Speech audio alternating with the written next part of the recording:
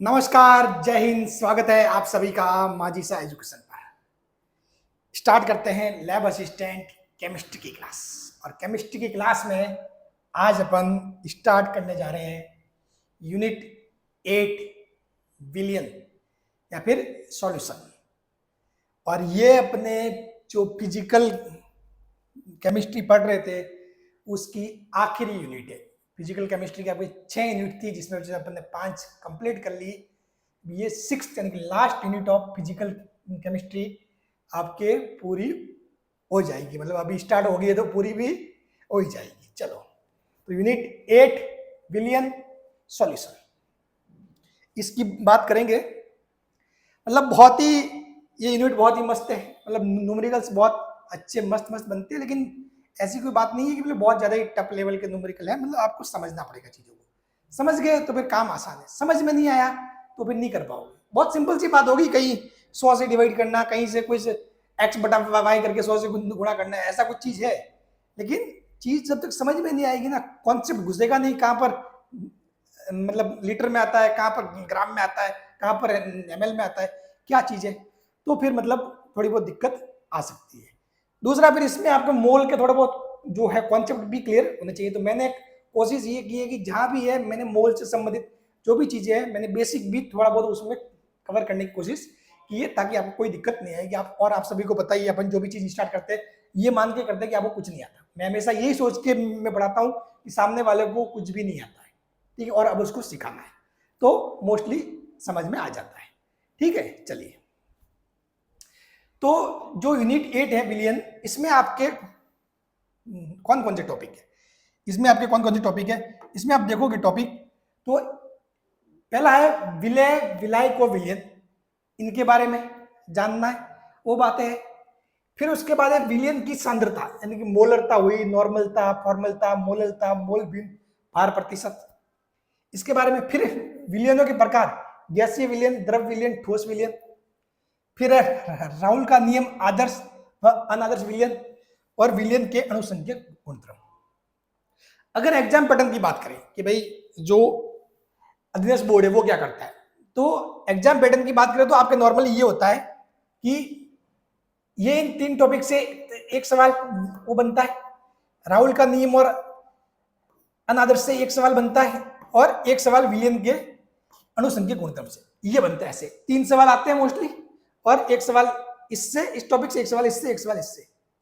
ठीक है, इसमें भी विलय विलायक विलय तो थ्योरी टाइप है समझने के लिए। ठीक है, और जो विलियनों के प्रकार ये भी मोस्टली, मतलब इसमें हो सकता है सवाल तो पूछ सकता है इससे भी, लेकिन मोस्टली जो सवाल आते हैं वो मोलरता, नॉर्मलता, फॉर्मलता, मोलरता, इनसे न्यूमेरिकल टाइप का सवाल बनता है। फिर राहुल का नियम, आदर्श व अनादर्श, इनमें से कोई भी एक सवाल आएगा, भाई इसका पूछ लो तो इसका, कोई भी इन दोनों में से कोई भी एक, और विलियन के अणुसंख्यक गुणधर्म से एक सवाल फिक्स है। ठीक है, चलिए अब बात करते हैं कि सर जी 2016, 18 और 22 में क्या कहानी हुई, उसके बारे में बताओ। तो कहानी ऐसे हुई कि 2016 में आपके 3 सवाल पूछे गए थे। कितने? 3 सवाल। 2016 में आपको 3 सवाल पूछे गए थे। 2018 में 4 सवाल पूछे गए। ठीक है, और 2022 की जो 28 जून वाली शिफ्ट थी उससे 3 सवाल, और जो 29 जून वाली शिफ्ट थी 2022,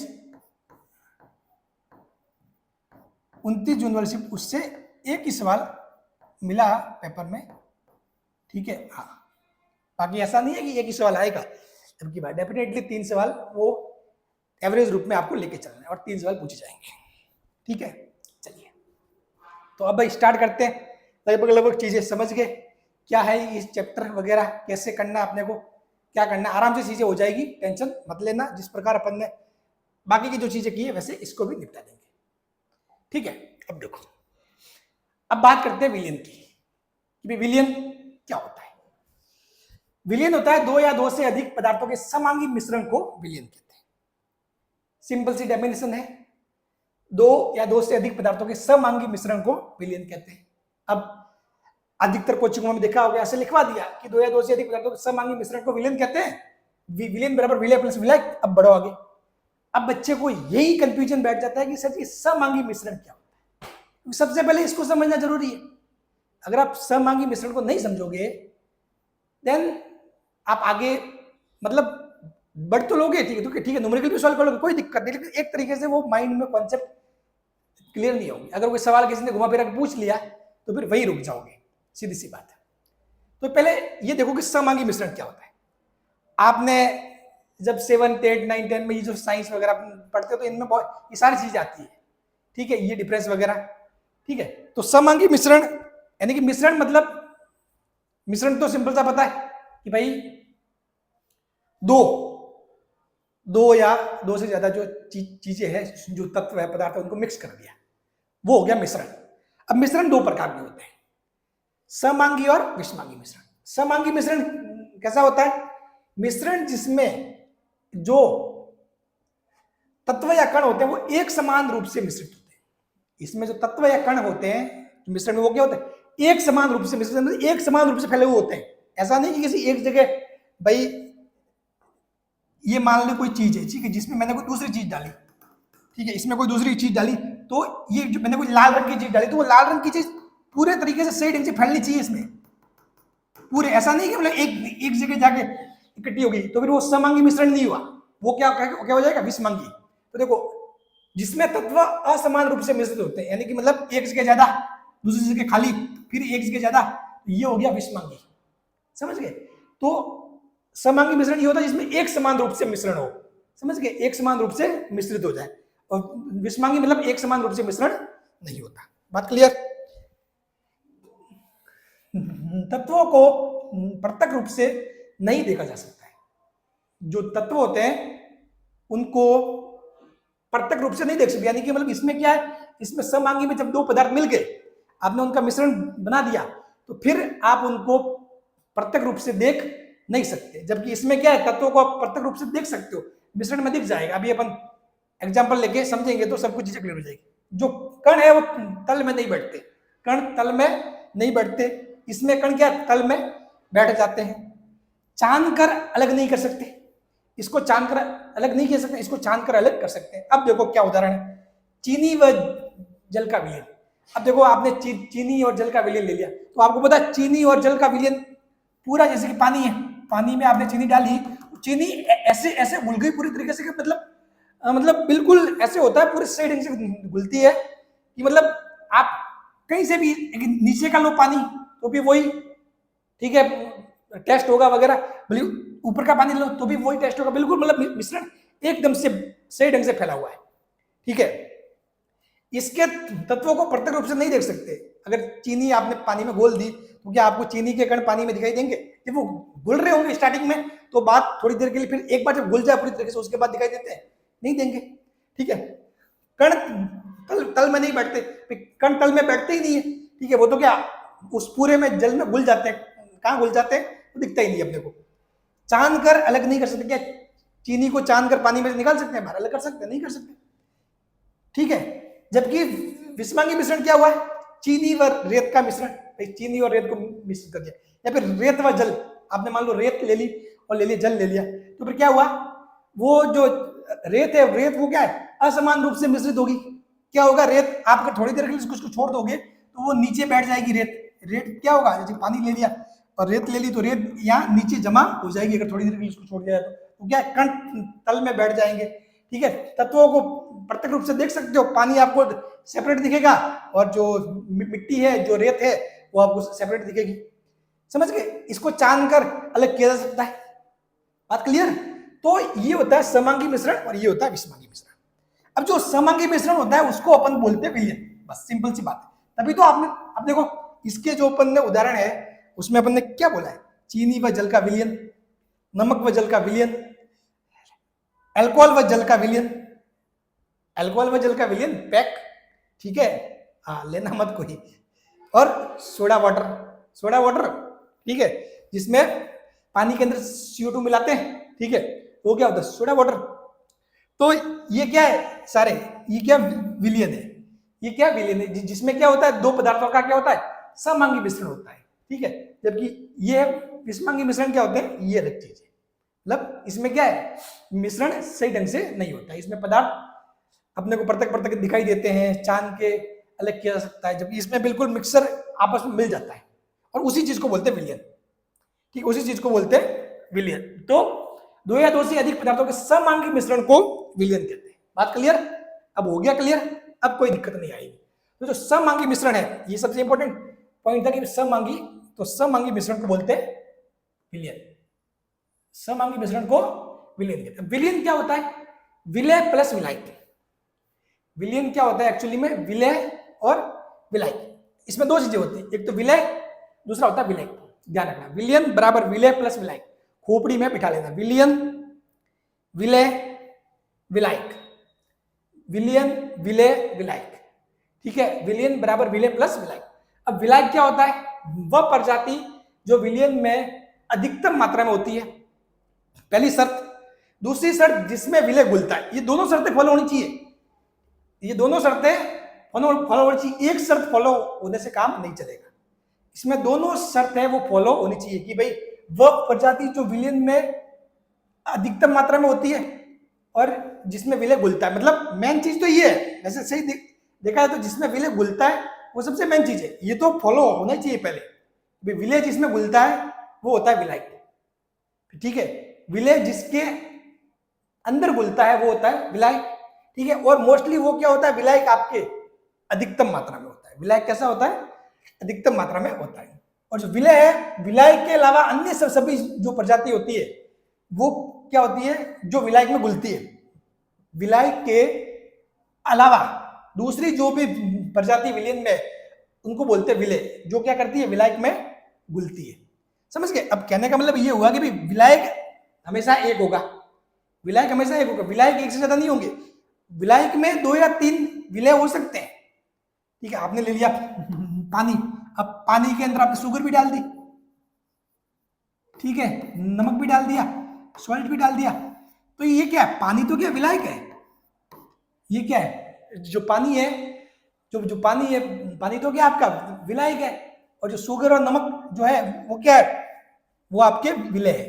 समझ गए? हाँ, तो मतलब जैसे कि फॉर एग्जाम्पल आपने ले लिया एक बीकर, इसमें वाटर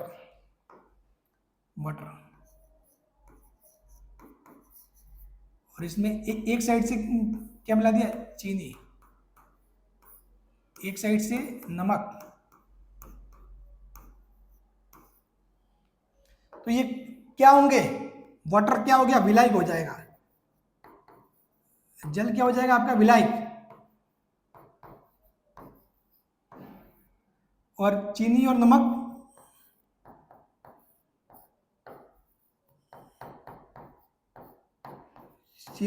क्या होंगे? विलय होंगे। यानी कि विलायक हमेशा एक ही होगा, विलय एक से ज्यादा भी हो सकते हैं। ठीक है, विलय क्या? एक से ज्यादा भी हो सकते हैं। समझ गए? तो वह प्रजाति जो विलय में अधिकतम मात्रा में होती है, ये कंडीशन हमेशा फॉलो नहीं होगी। अपन देखेंगे जो एग्जांपल आगे आएंगे आपको ऑटोमेटिक चीज समझ में आ जाएगी। जिसमें विलय घुलता है, जिसके अंदर जो विलय है वो घुलता है, वो कहलाता है विलायक। दूसरी बात, सबसे मेन बात ये कंडीशन तो फॉलो होनी चाहिए। सबसे पहले आपको देखना ये कि विलय किसके अंदर घुल रहा है, कौन किसके अंदर घुल रहा है, वो चीज आपको देखनी है। ठीक है, सबसे पहले देखनी है इसको, फिर इसके बाद इसको देखना। सबसे पहला पॉइंट ये है, जिसमें विलय घुलता है वो विलायक। ठीक है, जिसमें विलय घुलता है वो होता है विलायक। और विलय जिसमें घुलता है, जिसमें विलय घुलता है वो तो होता है विलायक। ठीक है, और जो विलायक में घुलता है वो होता है विलय। सिंपल सी बात है। तो विलायक के अलावा अन्य सभी प्रजाति जो विलायक में घुलती है, विलय कहते हैं।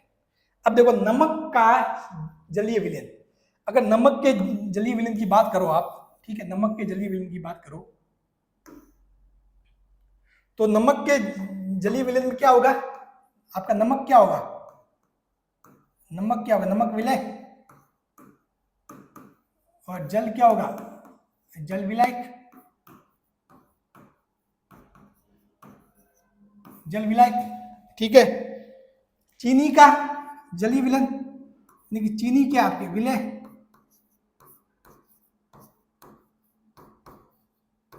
चीनी विलय, और जल क्या है विलायक है। और जब विलय और विलायक दोनों मिलते हैं उसको बोलते हैं विलयन। सोडा वाटर, सोडा वाटर में क्या होता है जल और CO2। सोडा वाटर में क्या होता है अपन कार्बन डाइऑक्साइड गैस ही होती है, CO2 मिलाते हैं सोडा वाटर, ठीक है। तो इसमें अगर देखोगे तो CO2 क्या होती है,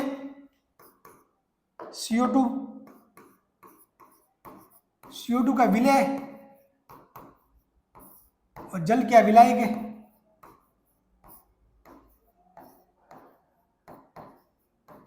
जल क्या है विलायक है। अब देखो हवा, इसमें क्या होती है, दो चीजें होती है। नाइट्रोजन कितनी होती है 78%, और जो ऑक्सीजन जो होती है, ठीक है, O2 वो कितनी होती है 21%। तो यहां पर कौन होगा आपका विलय, विलय तो कौन होगा O2। जो आपके हवा है वो भी क्या विलयन है, एक टाइप का क्या है विलयन है। इसमें कौन कौन होता है नाइट्रोजन और ऑक्सीजन, और जो दूसरी गैस है वो, ठीक है, 1% दूसरी गैस भी होती है, ठीक है। तो इसमें देखोगे तो जो विलायक कौन है, विलायक तो नाइट्रोजन है, तो सबसे ज्यादा कौन है नाइट्रोजन है, तो विलायक कौन नाइट्रोजन।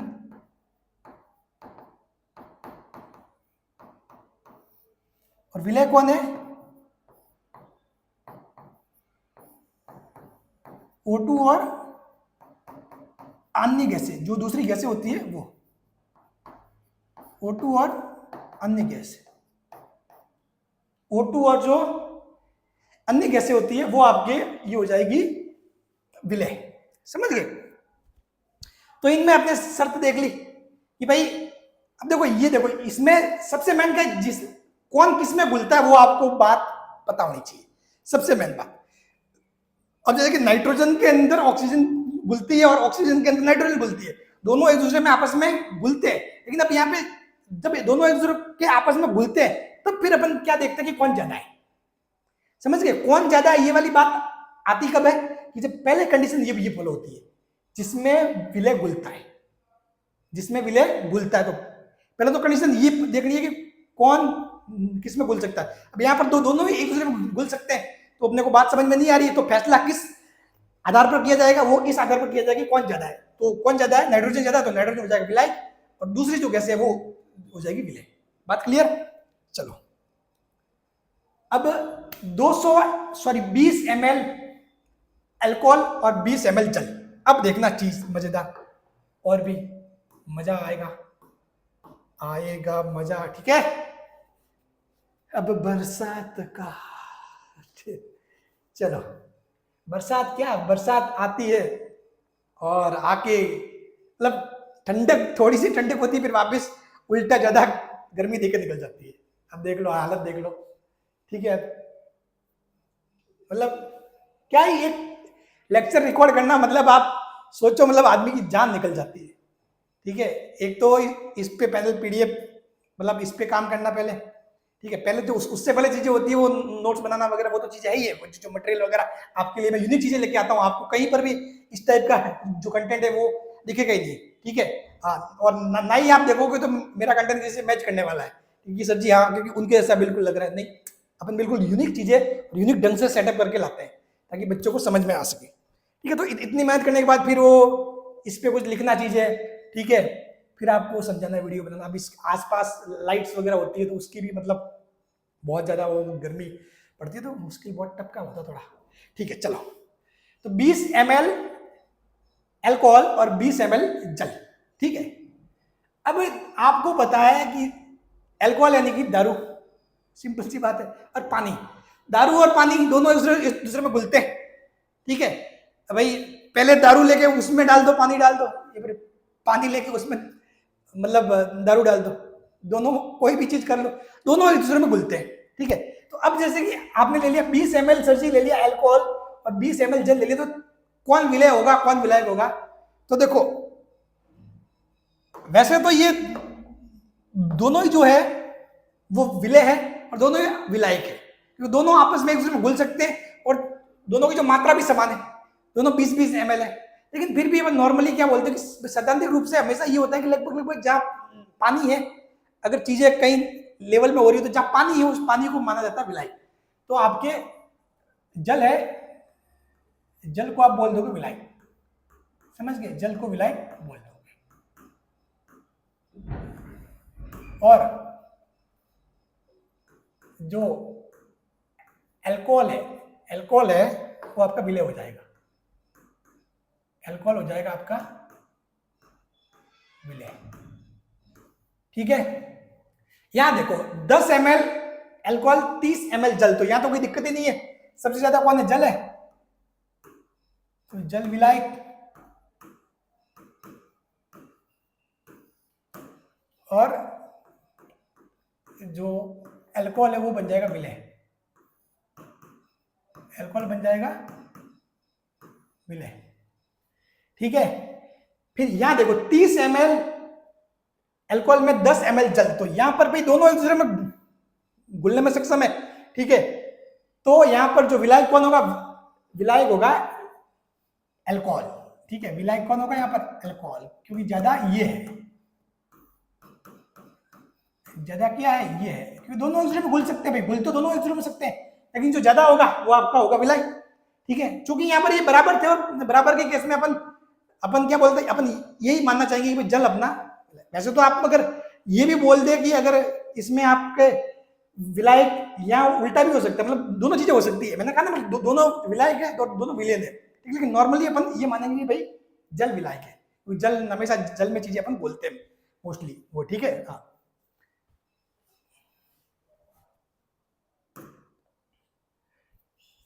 नेक्स्ट, तो इसमें विलायक कौन होगा, अल्कोहल, और विलय कौन होगा, जल होगा, विलय कौन होगा, जल होगा। चलो अब देखो 30 ग्राम चीनी और 60 ग्राम जल है, 30 ग्राम चीनी है और 60 ग्राम जल, तो जो चीनी होगी, चीनी क्या होगा, विलय, चीनी क्या हो जाएगा, विलय, और जल क्या हो जाएगा, विलायक, जल क्या हो जाएगा, विलायक। अब यहाँ पे आके 60 ग्राम चीनी और 30 ग्राम जल है, लेकिन आपको एक बात पहले देखनी है कि कौन किस में घुलता है। सबसे पहले तो वही चीज चेक करनी है। अगर दोनों का घुलना समान है कि वो इसमें भी घुल सकता है वो इसमें भी घुल सकता है, तो फिर आप देखोगे कि कौन ज्यादा है। ठीक है, तो आपको पता भाई चीनी में जल थोड़ी घुलता है, चीनी में जल थोड़ी घुलता है कि भाई कोई चीनी रखी हुई है उसमें आपने एक पानी का डाल दिया गिलास तो वो पानी गायब हो गया, ऐसा तो है नहीं, चीनी में जल नहीं घुलता है। ठीक है, जल के अंदर चीनी घुलती है, तो साफ बात है आपका चीनी हमेशा क्या रहेगा, विलय ही रहेगा, चीनी विलय ही रहेगा, और जल क्या होगा, विलायक होगा, जल क्या होगा, विलायक होगा, जल क्या होगा, विलायक होगा। बात क्लियर, समझ गए। अब एक नोट इंपॉर्टेंट पॉइंट, यदि विलायक दिया हुआ नहीं है, अगर कहीं पर भी चीजें कुछ लिखी हुई है और आपको विलायक दिया हुआ नहीं है, तो वो तो जल विलायक होता है, बाय डिफॉल्ट अपन जल को विलायक मानते हैं। ठीक है, एग्जाम्पल H2SO4 विलयन, जैसे कि ये आपको बोल दिया कि सल्फ्यूरिक अम्ल है, उसका विलयन है, तो इसका मतलब ये हुआ कि पानी के अंदर सल्फ्यूरिक अम्ल मिला हुआ है, अर्थात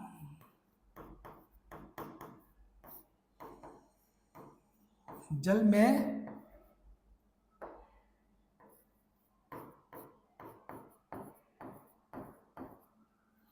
H2SO4 मिला हुआ है, समझ गए। यानी कि H2SO4 क्या है, विलय है, और जल क्या है, विलायक है। ठीक है, अर्थात जल में H2SO4 मिला हुआ है। बात क्लियर, समझ गए। चलो अब बात करते हैं विलयन की विशेषता।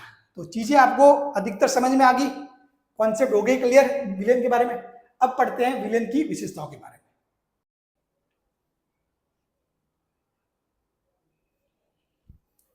अब देखो जो विलयन है उसकी विशेषता क्या होती है, ये एक समअंगी मिश्रण होता है। विलयन क्या होता है, समअंगी मिश्रण होता है। ठीक है, विलयन के पदार्थ आपस में रासायनिक अक्रियाशील होते हैं। जो विलयन है ना, विलयन के पदार्थ रासायनिक रूप से अक्रियाशील होते हैं, ठीक है। जो जैसे कि कोई भी चीज है, विलायक में आपने विलय मिला दिया तो विलायक और विलय आपस में अक्रियाशील होंगे, क्योंकि अगर क्रियाशील हो गए तो फिर वो क्रिया करके नया पदार्थ तैयार कर देंगे। तो विलयन में अपने कोई नया पदार्थ तैयार नहीं होता है, समझ गए। जो विलयन होता है, विलयन में अपना नया पदार्थ तैयार नहीं होता, सिर्फ वो पदार्थ है वो दूसरे पदार्थ में घुलता है, ठीक है। तो क्या होता है कि विलयन के पदार्थ आपस में रासायनिक अक्रियाशील होते हैं, उनमें आपस में रासायनिक क्रिया नहीं होती है, समझ गए। विलयन के कणों का आकार अत्यंत छोटा होता है, नैनोमीटर।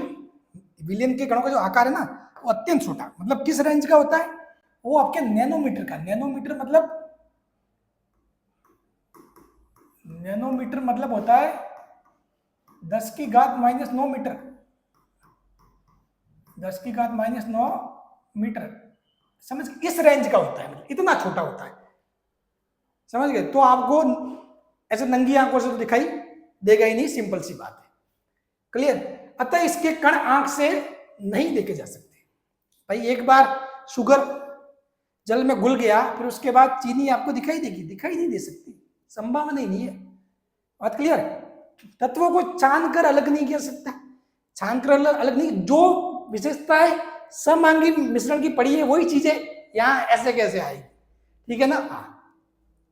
ये फिल्टर पेपर से गुजर जाता है, मतलब इतना वो पतला होता है मिश्रण, मतलब इतना, मतलब इस हिसाब का होता है, वो फिल्टर पेपर से भी गुजर जाता है, ठीक है। उसके जो कण है वो रुकते नहीं, ऐसा नहीं कि आपने फिल्टर पेपर से गुजारा और चीनी साइड में रह गई और पानी साइड में निकल गया, ऐसा भी नहीं होगा, ठीक है। मतलब ऐसा नहीं है कि अपन चीनी और पानी को अलग नहीं कर सकते, जैसे कि नमक का जली में नमक और पानी को अलग नहीं कर सकते, लेकिन आसानी से नहीं कर सकते, जैसे कि चांद कर हुआ, सिंपल सी जो विधिया है भौतिक विधिया, उनसे नहीं कर सकते। ऐसी स्पेशल जो विधिया होती है उनसे अपन किया जा सकता है, समझ गए, लेकिन सिंपल विधि से अपन नहीं कर सकते। विलयन को शांत छोड़ देने पर विलय के कण नीचे नहीं बैठते, अर्थात विलयन स्थायी होता है। मैंने बताया कि भाई समांगी मिश्रण होता है और आपने उसको शांत छोड़ दिया, चलो ऐसे छोड़ दिया कि गिलास है, गिलास में मतलब शुगर और मतलब पानी का मिश्रण ऐसे छोड़ दिया, तो ऐसा थोड़ी होगा कि मतलब चीनी वो नीचे जम जाएगी, ऐसा कभी हुआ नहीं हुआ। लेकिन वही अगर मिक्सर आप रेत और पानी का बनाओ तो थोड़ी देर बाद देखोगे तो वो पूरी रेत नीचे बैठ जाएगी, जम जाएगी और पानी आपको ऊपर दिखाई देगा, वो हो गया विषमांगी मिश्रण, जो कि विलयन नहीं होता। वो जो समांगी मिश्रण होता है वो होता है विलयन, ठीक है। विलयन में प्रकाश का प्रकीर्णन नहीं होता, मतलब विलयन क्या करता है, प्रकाश का प्रकीर्णन नहीं करता। मतलब सिंपल सी यही बात है, मैं बताता हूं, देखो पॉइंट नंबर 8, ये टिंडल प्रभाव उत्पन्न नहीं करता, ये दोनों एक दूसरे के मिलते जुलती चीजें है। इसका मतलब ये होता है कि अपने छोटे आकार के कारण विलयन के कण गुजर रही प्रकाश की किरणों को नहीं फैलाते, इसलिए विलयन में प्रकाश का मार्ग दिखाई नहीं देता है, ठीक है। एक होता है टिंडल इफेक्ट, जिसमें आपको क्या होता है, विलयन में आपके जो प्रकाश, जो लाइट जा रही होती है उसका मार्ग दिखाई देता है।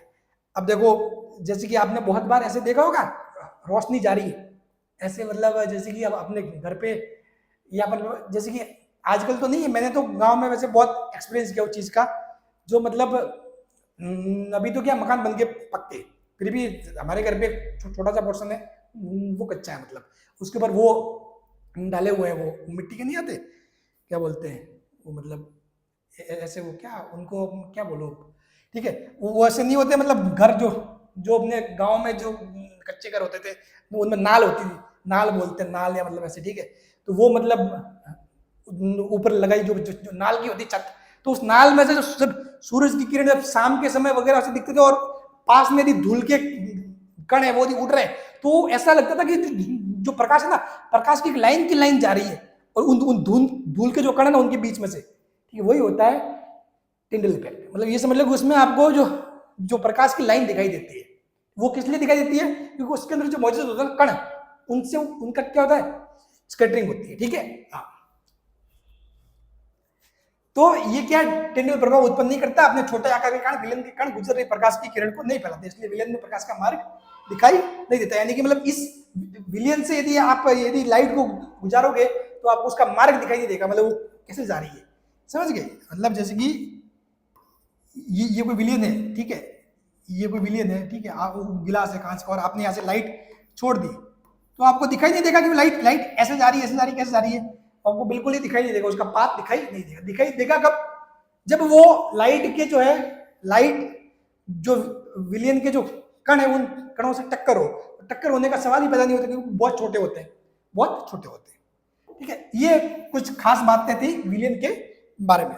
हालांकि अब तक यहाँ से इतना ज्यादा कोई सवाल पूछे जाने की संभावना नहीं है, ठीक है ना, क्योंकि ये तो एक बेसिक कॉन्सेप्ट थे, आपको समझने जरूरी थे। लेकिन पूछने वाला सवाल बना सकता है, लेकिन नॉर्मली अब तक कोई भी सवाल इस थ्योरी से नहीं आया है। ठीक है,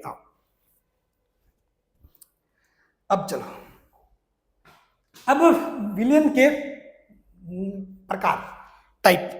तो विलियन के प्रकार में एक है पदार्थों की संख्या के आधार पर। जो पदार्थों की संख्या के आधार पर देखो, एक तो होता है द्विअंगी, यानी कि दो पदार्थों द्वारा बना विलियन। जैसे कि मान लो अभी अपने देखा नमक और द्विअंगी मतलब दो पदार्थ, मतलब जैसे कि नमक प्लस जल, तो दो पदार्थ हुए, नमक प्लस जल। तो ये क्या हुआ? दो पदार्थों द्वारा बना विलियन, उसको बोले द्विअंगी। जैसे कि तीन अंगी वाला ट्री, तो वो क्या हो जाएगा? नमक प्लस चीनी, मान लो उसमें चीनी भी डाल दी और जल, तो इसमें क्या तीन तत्व हो गए। तो ये हो गया। ऐसे ऐसे चार अंगों वाला कुछ कितना भी हो सकता है, पांच अंगों वाला भी हो सकता है, लेकिन विलायक एक ही होगा। विलय बहुत सारे हो सकते हैं, विलायक एक ही होगा। ठीक है, विलय या विलायक की मात्रा के आधार पर, विलय या विलायक की मात्रा के आधार पर। एक होता है जब विलय की मात्रा अल्प हो और विलायक की मात्रा अत्यधिक। ठीक है, जब आपके क्या है, विलय की मात्रा अल्प हो और विलायक की मात्रा अत्यधिक। और जो सांद्र विलयन होता है वो क्या होता है? जब विलय की मात्रा क्या हो? अधिक हो। ठीक है, देखो अब सिंपल सी बात है, मैं अगर ये बोलूं कि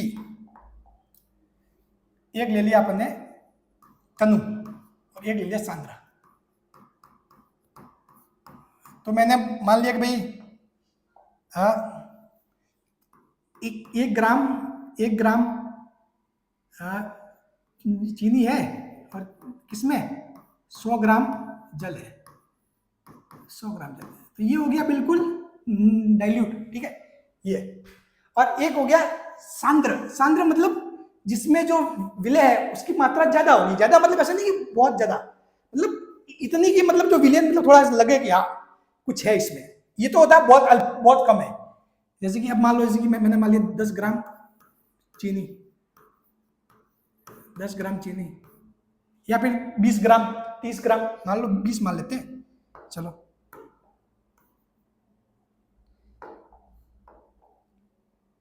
सांद्र विलयन मतलब जिसमें मतलब चीजें विलय थोड़ा ज्यादा हो, जिसमें विलय थोड़ा ज्यादा, जैसे 20 ग्राम चीनी और 100 ग्राम जल, समझ गए? तो ये वाली चीज है, बात क्लियर? तीसरा होता है जलीय विलयन। जलीय विलयन क्या होता है? जिसमें विलायक पानी होता है। सिंपल वर्ड है जो न्यूमेरिकल में आपके काम आएंगी चीजें। एक होता है गैर जलीय विलयन, जब विलायक पानी के अलावा कोई अन्य पदार्थ होता है। जब आपका विलायक पानी के अलावा कोई अन्य पदार्थ होता है, सिंपल सी लाइन है, लिखा हुआ भी आपको समझ में आ ही रहा है। एक होता है संतृप्त विलयन। संतृप्त विलयन क्या होता है? जब विलायक में और अधिक विलय नहीं घुल सकता। संतृप्त यानी कि दाब गया, मैं दाब गया आपसे, ठीक है, अब और अधिक आपको सहन नहीं कर सकता, वो हो गया संतृप्त। यानी कि आप क्या, आपने ले लिया पानी में शुगर डाल रहे हो, थोड़ी डाली और डाली, डाल रहे हो, डालते, एक लिमिट ऐसी आती है कि वो पानी दाब जाता है, ठीक है, वो विलयन संतृप्त हो जाता है कि अब मैं और अधिक शुगर को नहीं झेल सकता, अब यदि और शुगर डालोगे तो वो उसमें नहीं घुलेगी, समझ गए? तो एक लिमिट आती है कि जहां वो दाब जाता है उसको बोलते हैं संतृप्त विलयन। अब ये संतृप्त हो गया, अब इसमें और ज्यादा विलय मिलाओगे तो इस विलायक में नहीं घुलेगा, समझ गए? तो वो होता है संतृप्त विलयन, यानी कि जब विलायक में और अधिक विलय नहीं घुल सकता। एक होता है असंतृप्त विलयन, यानी कि जब विलायक में और अधिक विलय घुल सकते हैं, हाँ भाई मैं भूखा हूं, अभी और दो मेरे को, और दो। वही बात है कि भाई विलायक है, जैसे कि पानी है तो पानी में शुगर अभी डाल रहे हो, सब घुल रही है, एक स्थिति ऐसी आती है जब घुलना बंद हो जाती है, तो वो हो गया संतृप्त। ठीक है, बात क्लियर? चलो ठीक है, अब इस पे थोड़ा फोकस करना, इससे सवाल बन सकता है। ठीक है, डेफिनेटली विलायक की भौतिक अवस्था के आधार पर, और ये अपने सिलेबस में लाइन भी है जिसमें अपने गैसीय विलयन, द्रव विलयन और ठोस विलयन अपने को देखना था। ठीक है, तो पहला है गैसीय विलयन। ऐसा कोई जरूरी नहीं कि विलयन मतलब द्रवी हो, गैसीय विलयन भी होता है, ठोस विलयन भी होता है और द्रव विलयन भी होता है। तो गैसीय विलयन क्या होता है? विलयन जिसमें विलायक गैस होती है, यानी कि कोई भी पदार्थ किसी गैस में घुलता है, जहां पे विलायक क्या होती है? गैस होती है। जहां पे विलायक गैस होती है, शर्त क्या है? विलयन जिसमें विलायक गैस होती है वो होता है गैसीय विलयन। अब जैसे कि उदाहरण, हवा, आपका जो हवा है वो क्या है? गैसीय विलयन है। क्यों? क्योंकि इसमें आप देखोगे नाइट्रोजन और ऑक्सीजन का मिश्रण, नाइट्रोजन, ऑक्सीजन और CO2 वगैरह बाकी जो गैसें होती है वो होती है।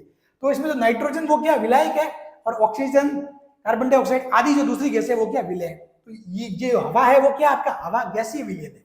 ठीक है, उसी प्रकार जो दूसरे एग्जाम्पल है वो आप देख सकते हो। ठीक है, नेक्स्ट है द्रव का विलयन। तो द्रव का विलयन क्या होता है? यानी द्रव विलयन जिसमें विलायक द्रव होता है, जिसमें विलायक क्या होता है? द्रव होता है। समझ गए? इसमें विलायक द्रव होता है। उदाहरण, जल में नमक का घोल, जल में नमक का घोल, जैसे कि जल में आपने नमक मिलाया, ठीक है, तो वो क्या हो गया? इसमें क्या हो गया? विलायक क्या हो गया? द्रव। जल में चीनी का घोल, ठीक है, जल में अल्कोहल का घोल, और जल में घुली हुई ऑक्सीजन। तो जल में आप बहुत बार ऑक्सीजन भी घोल सकते हो, वो भी घुलती है, तो जल क्या हो गया? विलायक, और उसमें घुली हुई ऑक्सीजन क्या हो गया? विलय। क्योंकि बताया सोडा वाटर, सोडा वाटर क्या होता है? सोडा वाटर आपको ध्यान नहीं है, मैंने पहले भी बताया, जल प्लस CO2। आप यदि पानी में CO2 गैस मिलाते हो ना, वही सोडा वाटर होता है। जैसे कि सोडा, आप नींबू सोडा वगैरह पीते हो ना, उसमें वो क्या है? पंप मार के डालता है एकदम से, वो क्या है? CO2 गैस है। वो क्या है? CO2 गैस है। तो इसमें क्या है? जल आपका क्या है? लिक्विड है, द्रव है, विलायक है, और CO2 क्या है? गैस, उसमें विलय मिली हुई है। तो मेन कंडीशन ये है कि गैसीय विलयन बोले तो विलायक उसमें क्या होता है? गैस। अगर द्रव विलयन बोले तो विलायक क्या होता है? द्रव। ठीक है, ठोस विलयन, ठोस विलयन भी होता है। विलयन जिसमें विलायक ठोस होता है, यानी कि चीजें किसमें? ठोस में घुलती है। चीजें किसमें घुलती है? ठोस में। अब देखो, सबसे बड़ा एग्जाम्पल है ठोस विलयन का मिश्र धातु। मिश्र धातु, मिश्र धातु जैसे पीतल, कांसा। अब देखो, इनका मैं बताऊं आपको, ये लिख ही लो, वैसे बहुत बार आपके बाकी कॉम्पिटिशन एग्जाम में भी चीजें काम आ जाएगी, बहुत बार पूछ लेते हैं। ठीक है, मैं बता देता हूं आपको। देखो, पीतल क्या होता है? पीतल को इंग्लिश में बोलते हैं ब्रास। ध्यान रखना बात है, ये आपके भले साइंस में चीजें पूछ ले, जैसे कि ऐसे जो साइंस के 10 सवाल आएंगे उसमें भी ये चीजें ऐसी आ सकती है, और किसी दूसरे कॉम्पिटिशन एग्जाम में भी काम में आ सकती है। और इसी केमिस्ट्री में भी ये सवाल पूछ ले इस चीज को मिला के कि भाई बताइए निम्न में से कौन सा आपके ठोस विलयन है। ठीक है, कांसा मतलब होता है ब्रॉन्ज, ब्रॉन्ज। तो ये क्या होता है? ये होता है तांबा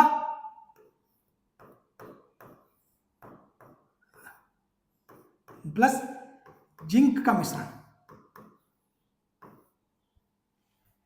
ठीक है, तांबा प्लस जिंक का मिश्रण, और ये होता है तांबा प्लस टिन।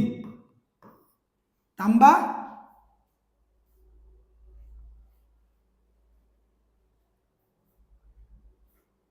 Plus tin. अब इसको याद करने की शॉर्ट ट्रिक क्या है? बहुत बार मतलब जैसे कि मतलब भूलना नहीं है, मैंने कैसे इस ट्रिक को याद किया हुआ है।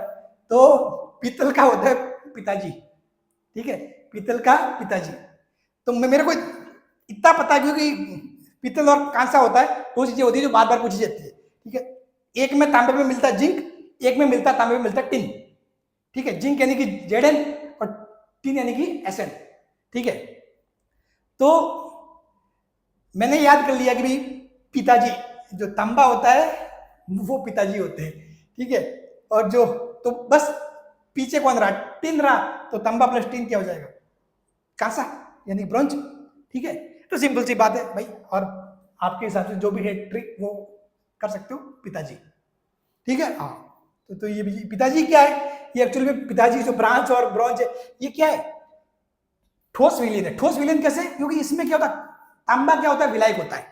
इसमें जो तांबा होता है ना, ये आपके तांबा होता है विलायक। तांबा क्या होता है, विलायक। इस तांबे के अंदर इन जिंक और टिन को मिलाया जाता है। तो अगर जिंक मिलाए तो वो बन जाता है पीतल, और टिन मिलाओ तो वो बन जाता है ब्रॉन्ज या फिर कांसा। ठीक है, कांसा, कांसा विलय। ठीक है, हाँ। इसको भी बना सकते हो जैसे कि काटाटी, हाँ, पिताजी का टाटी, हाँ, ये भी बात मस्त यार, पिताजी का टाटी। चलो बढ़िया है, फिर भी चलो, हाँ, तो ये याद रख लेना, पिताजी पिताजी याद रहती है ऑटोमेटिकली, मेरे ख्याल से आ जाएगा। अब जैसे कि ठोस में गैस का विलीन का एक और उदाहरण है, हाइड्रोजन गैस में ये पैलेडियम धातु मिला सकते हैं। दूसरा सोने का मिश्रण, चांदी का मिश्रण। बहुत बार आपने देखा हो कुछ ऐसी धातु होती है जो उसमें बहुत बार सोना है, सोना प्योर सोना वो नहीं मिलता, उसमें कुछ मिक्सर हो सकता है। ठीक है, तो वो क्या सोने का मिश्रण हुआ, उसमें कुछ चीजें मिलाई गई है जो आपको दिख ही नहीं रही है, उसमें आपको दिख ही नहीं रही है। ठीक है, हाँ, तभी तो बोलते भी सोना वो मार्किंग देख के जो खरीदो कि प्योर सोना है नहीं है, प्योर सोना। ठीक है, हाँ, तो प्योर सोना मतलब जिसमें सिर्फ सोना होगा। और फिर दूसरी चीज ये हो सकती है सोने का मिश्रण, जिसमें मतलब सोना तो है ही है, वो विलायक है, उसमें कुछ और चीजें मिलाई जा सकती है। चांदी का मिश्रण, ऐसे कैसे समझिए, जैसे चांदी और चांदी के अलावा कुछ और चीजें उसमें मिलाई जा सकती है। ठीक है, तो ये हो गया ठोस विलयन। तो अब आपको कोई भी एग्जाम्पल आपसे पूछ ले कि एग्जाम में एक सवाल आ गया, कोई भी 4 ऑप्शन दे दिए, बताइए इनमें से द्रव विलयन कौन सा है, फिर बताइए इनमें से ठोस विलयन कौन सा है, तो गलत नहीं होना चाहिए। ठीक है, हाँ, गलत हो गया तो फिर देख लेना। ठीक है ना, हाँ, और ये सवाल पूछ सकते हैं, सिंपल सी बात है। ये बताइए ये पीतल है, ब्रांच क्या है, पीतल क्या है, ठोस विलयन है, द्रव विलयन है, कैसे भी सवाल बन सकता है। ठीक है ना, हाँ, तो भूलना मत पिताजी। और अपने दोस्तों, ये चीज आपको तो पता ही है, इसके अलावा ये चीज है ना, अपने जो आर्ट्स वाले जो भाई है ना, उनको भी बताना, क्योंकि उनके कॉम्पिटिशन एग्जाम में बहुत बार वो पूछ लिया था साइंस के सवाल में से, क्योंकि मिश्र धातु को पूछते हैं। तो ये बताना कि भाई जो ब्रॉन्ज होता है, पीतल होता है, वो क्या होता है, तांबा और जिंक का मिश्रण, पिताजी होते हैं वो। ठीक है, हाँ, पीतल पिताजी। चलो अब चलते हैं धुआंधार न्यूमेरिकल सेशन की तरफ, जहां अपन पढ़ेंगे ये वाली चीजें, जहां अपन देखेंगे अपन क्या मोलरता, नॉर्मलता, फॉर्मलता, मोलरता, मोलविद।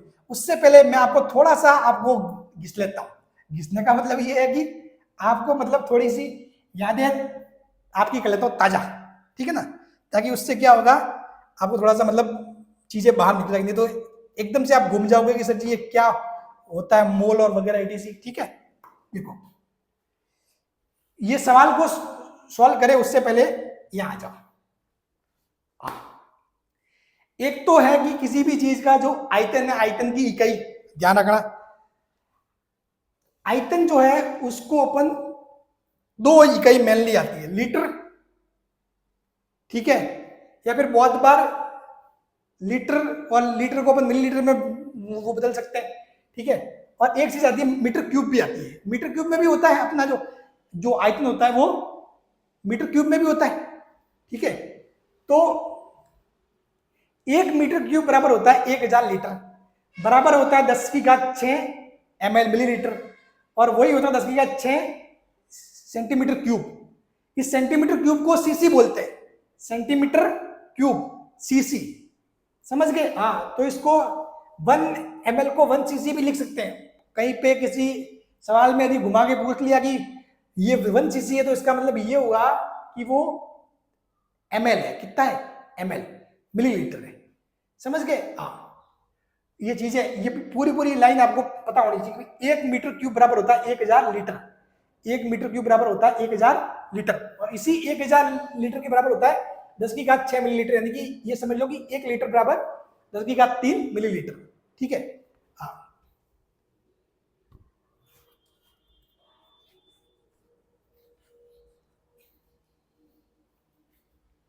चलो,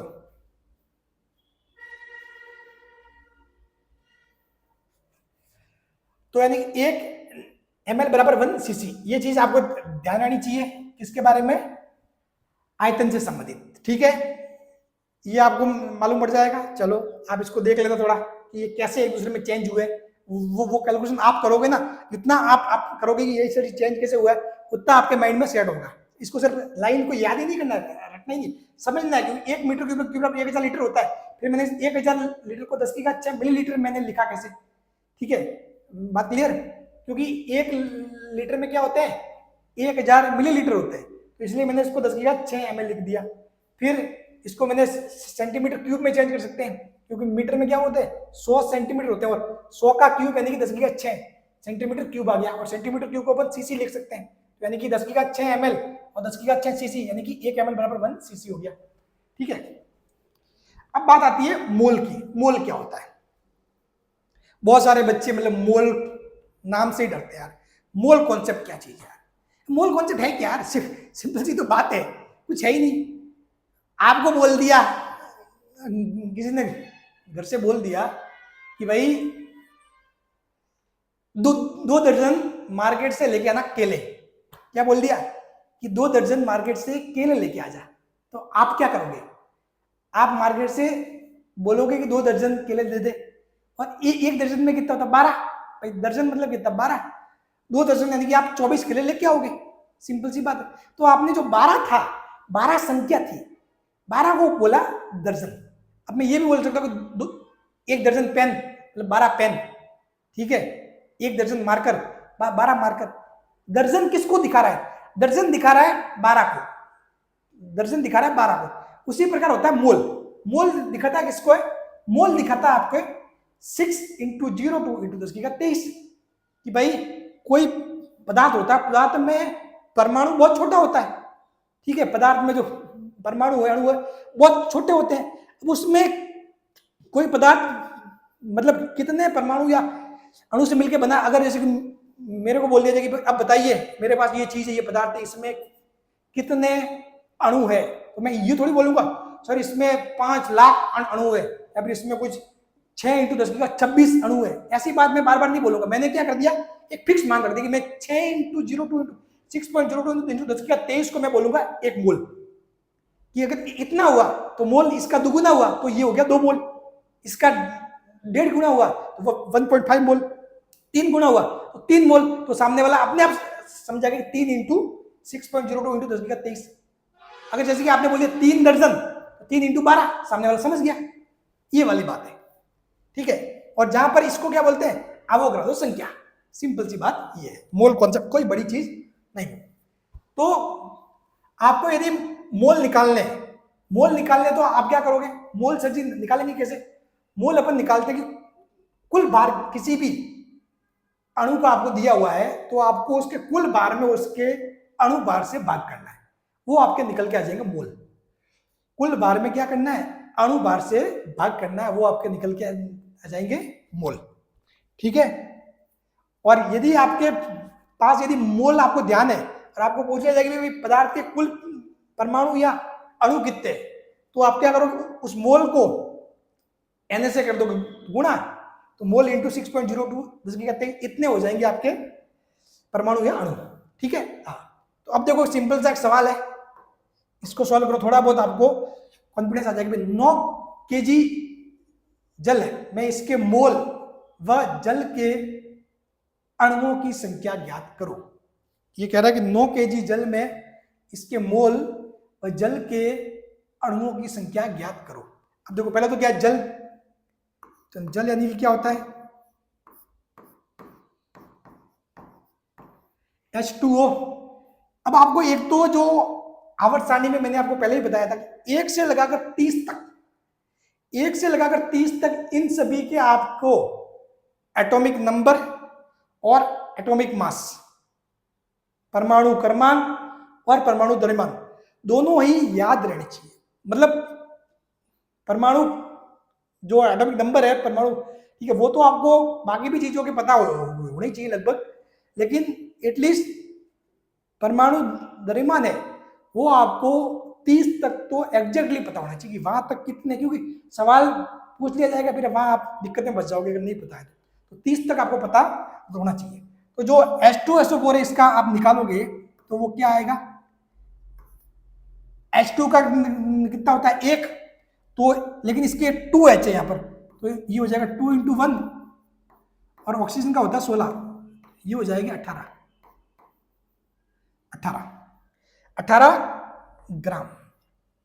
ये एक्चुअली 18 ग्राम जो वो क्या है, ये है 1 मोल का द्रव्यमान, ये या फिर 1 मोल का भार है ये, ठीक है। ये क्या है, 1 मोल का भार है, इसको बोलते हैं अणुभार। 1 मोल का भार है ये क्या 1 मोल का भार होता है, ये क्या होता है 1 मोल का भार, 1 मोल का भार, जिसे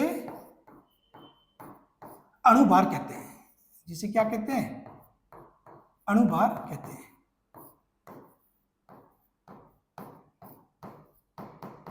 क्योंकि 1 मोल का भार है तभी ये किसमें हुआ है, जी में हुआ, नहीं तो किसमें आता है, AMU में होता है, एटॉमिक मास यूनिट, उसको अपन चेंज करते हैं फिर चीजें होती है, ठीक है।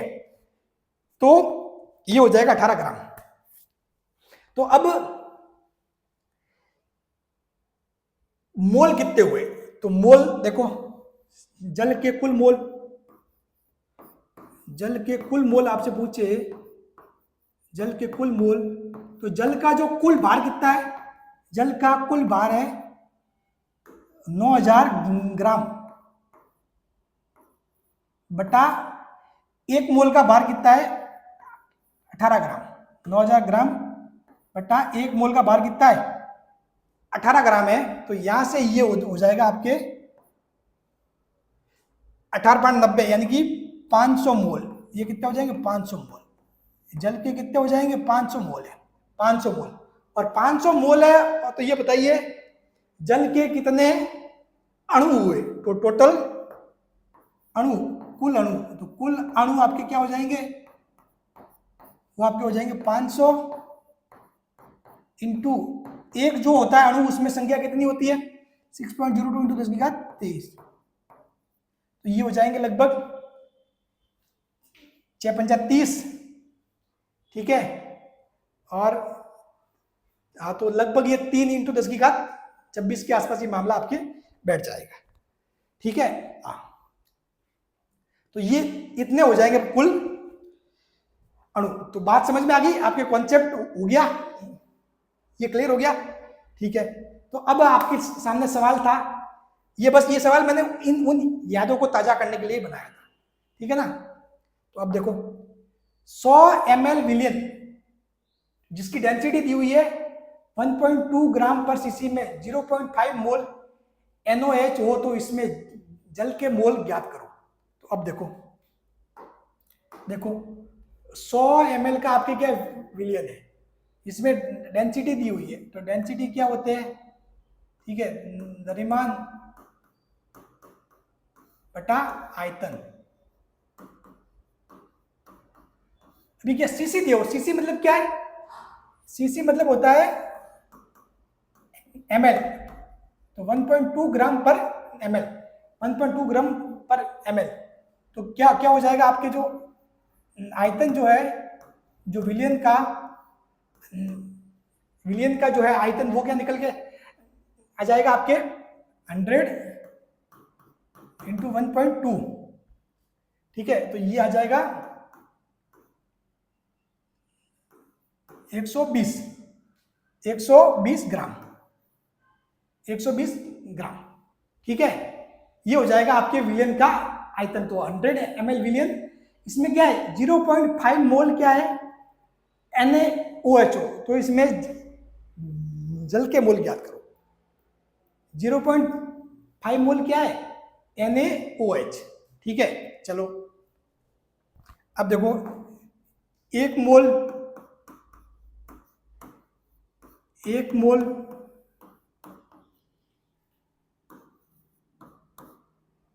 NaOH का जो द्रव्यमान होता है वो कितना होता है, वो आपकी हो जाएगा Na यानी कि सोडियम 23, ऑक्सीजन का 16, और ये 1 कितना हो जाएगा 40 ग्राम, कितना हो जाएगा, ये हो जाएगा 40 ग्राम। 1 मोल NaOH का जो है द्रव्यमान कितना हो जाएगा, ये हो जाएगा 40 ग्राम। तो आधे मोल का, सिंपल सी बात है,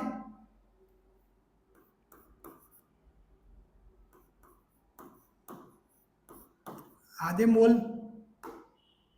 NaOH का द्रव्यमान,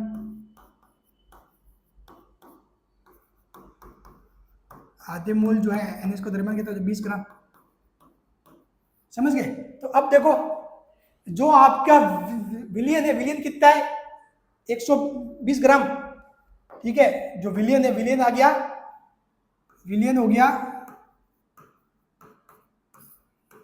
120 ग्राम है।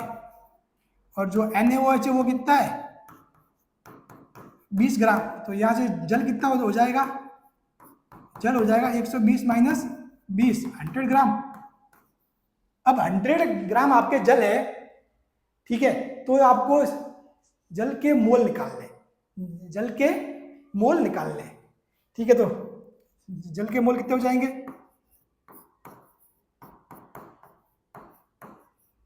जल के मोल तो वही जल का भार बटा अणुभार, और क्या हो जाएगा 100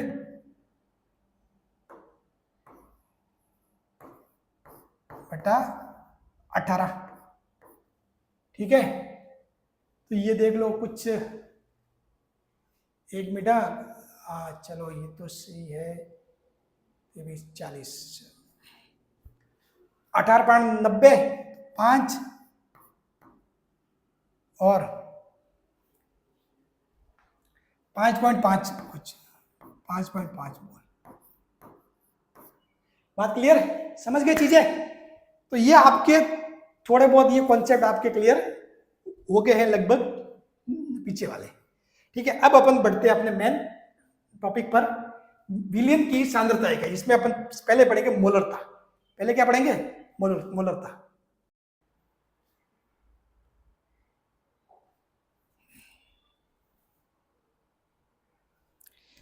अब देखो विलियन की सांद्रता इकाई में सबसे पहले देखते हैं मोलरता। सबसे मेन चीज है, सबसे मेन चीज आपका जो भी न्यूमेरिकल बनेगा वो कहीं ना कहीं मोलरता के आसपास घूमता वही बनेगा, ये डेफिनेटली गारंटी है। ठीक है, तो मोलरता सबसे इंपॉर्टेंट चीज है, इसकी एक एक बात को ध्यान से समझना। मोलरता क्या कहता है, मोलरता कहता है 1 लीटर विलियन में कितना, 1 लीटर, इकाइयां सबसे इंपॉर्टेंट है, ध्यान रखना। 1 लीटर विलियन में उपस्थित विलेय के मोलों को मोलरता कहते हैं। 1 लीटर विलियन, कौन सा विलियन, कितना, 1 लीटर, उसमें उपस्थित विलेय के मोलों को मोलरता कहते हैं। मोलरता यानी कि M बराबर विलेय के मोल N बटा विलियन का आयतन V, किसमें, लीटर में। यानी कि ये क्या हो जाएगा, ये आपके हो जाएगा मोल प्रति लीटर, मोल प्रति लीटर, मोल प्रति लीटर, ये हो जाएगा मोलरता। अब 2 विलियनों के मिश्रण के लिए, कि मान लो यदि 2 विलियन है सर जी, उनका मिश्रण है, तो बताइए, तो फिर उस केस में क्या होगा। तो मिश्रण के केस, जैसे कि विलियन है पहला, उसकी जो मोलरता है वो कितनी है, स्मॉल m1, ठीक है, और उसका जो आयतन है V1 है। दूसरा स्मॉल v2, उसका आयतन V2 है। तो बताइए दोनों को मिलाएंगे, दोनों विलियनों को मिलाएंगे, तब जो नया विलियन बनेगा उसकी जो मोलरता है वो क्या होगी, तो वो होगी विलेय के कुल मोल।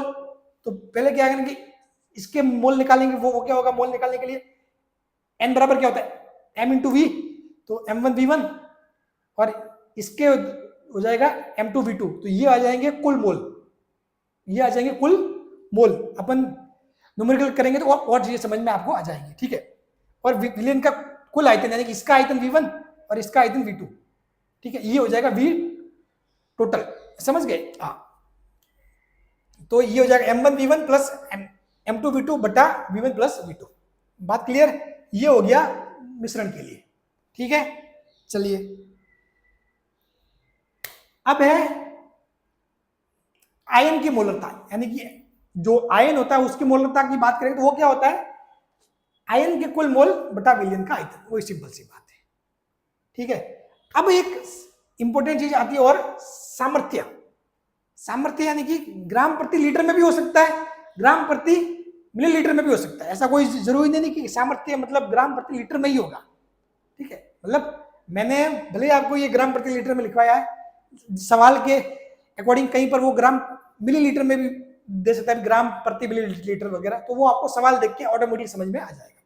ठीक है, तो सामर्थ्य मान लो यदि आपको कोई सामर्थ्य दिया हुआ है और वो किसमें, ग्राम प्रति लीटर में, इसमें ग्राम प्रति लीटर में है, तो यानी कि इसका मतलब ये होता है कि 1 लीटर विलयन में उपस्थित विलय की मात्रा, 1 लीटर विलयन में उपस्थित विलय की मात्रा को, मात्रा किसमें, ग्राम को विलयन की सामर्थ्य कहते हैं। यानी कि सामर्थ्य होगा विलय का भार बटा विलयन का आयतन, यानी कि जो 1 लीटर जो विलयन का आयतन है उसमें कितना ग्राम आपका विलय है, वो हो जाएगा सामर्थ्य किसमें, ग्राम प्रति लीटर में। तो सामर्थ्य हो जाएगा विलय का भार बटा विलयन का आयतन लीटर में। तो अब देखो इसी सामर्थ्य को आप क्या कर सकते हो, मोलरता के रूप में चेंज कर सकते हो, क्योंकि आपको पता है ये सेम टू सेम चीज है। सामर्थ्य नीचे क्या आ रहा है, विलयन का आ रहा है आयतन, ऊपर क्या आ रहा है, विलय का भार आ रहा है। अब यदि भार में आप उसको अणु भार से भाग कर दो तो ये आ जाएगा मोल, भार में यदि अणु भार से भाग कर दो मोल आ जाएगा, और मोल बटा आयतन क्या होता है, मोलरता। ठीक है, तो यानी कि अतः मोलरता को आप सामर्थ्य की फॉर्म में लिखो तो क्या हो जाएगा, सामर्थ्य बटा विलय का अणुभार, सामर्थ्य बटा विलय का अणुभार, क्योंकि यदि आप इसमें यदि अणुभार से भाग करोगे तो भार बटा अणुभार आ जाएगा मोल, और जो मोल बटा आयतन जो है वो आपके ये क्या बन जाएगा, मोलरता बन जाएगा। वो क्या बन जाएगा, मोलरता। ये बात समझ गए। ठीक है, हाँ, ये पेन और चीजें लेके और रफ में ऐसे कोई लिखने से काम नहीं चलेगा, नोट्स बनाने से। पेन ली, रफ में चीजें लिखो, और इनको जैसे कि ये मैं बता रहा हूं आपको, ये चीजें आपको करनी है। जैसे कि सामर्थ्य हुआ ग्राम प्रति लीटर, ये देखो सामर्थ्य मतलब विलय का भार, विलय भार कितना ग्राम में बटा विलय का अणुभार,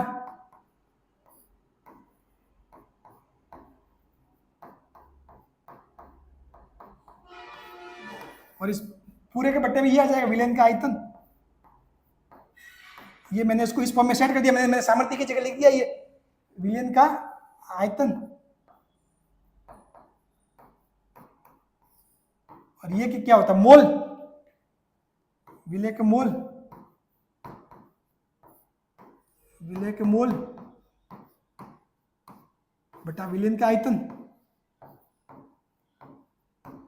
बटा विलयन का आयतन। तो ये फॉर्मूला कैसे हुआ, समझ में आ गया।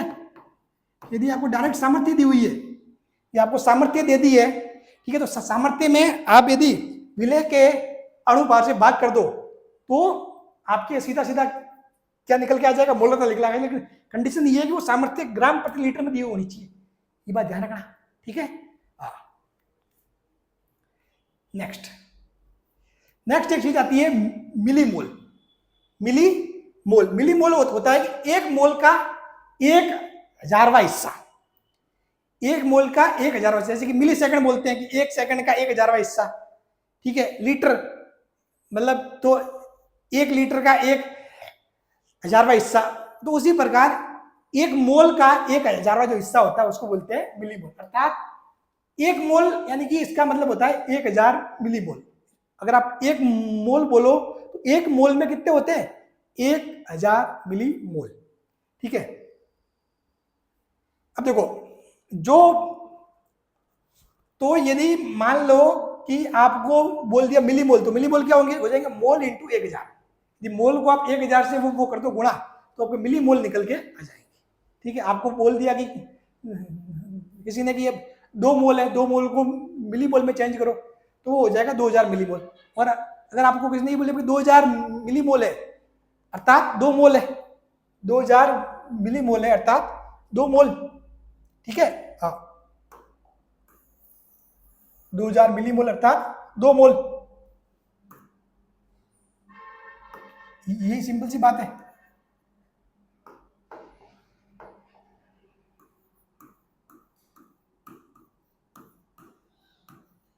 2000 मिलीमोल अर्थात 2000 मिलीमोल अर्थात क्या हो जाएंगे, 2 मोल।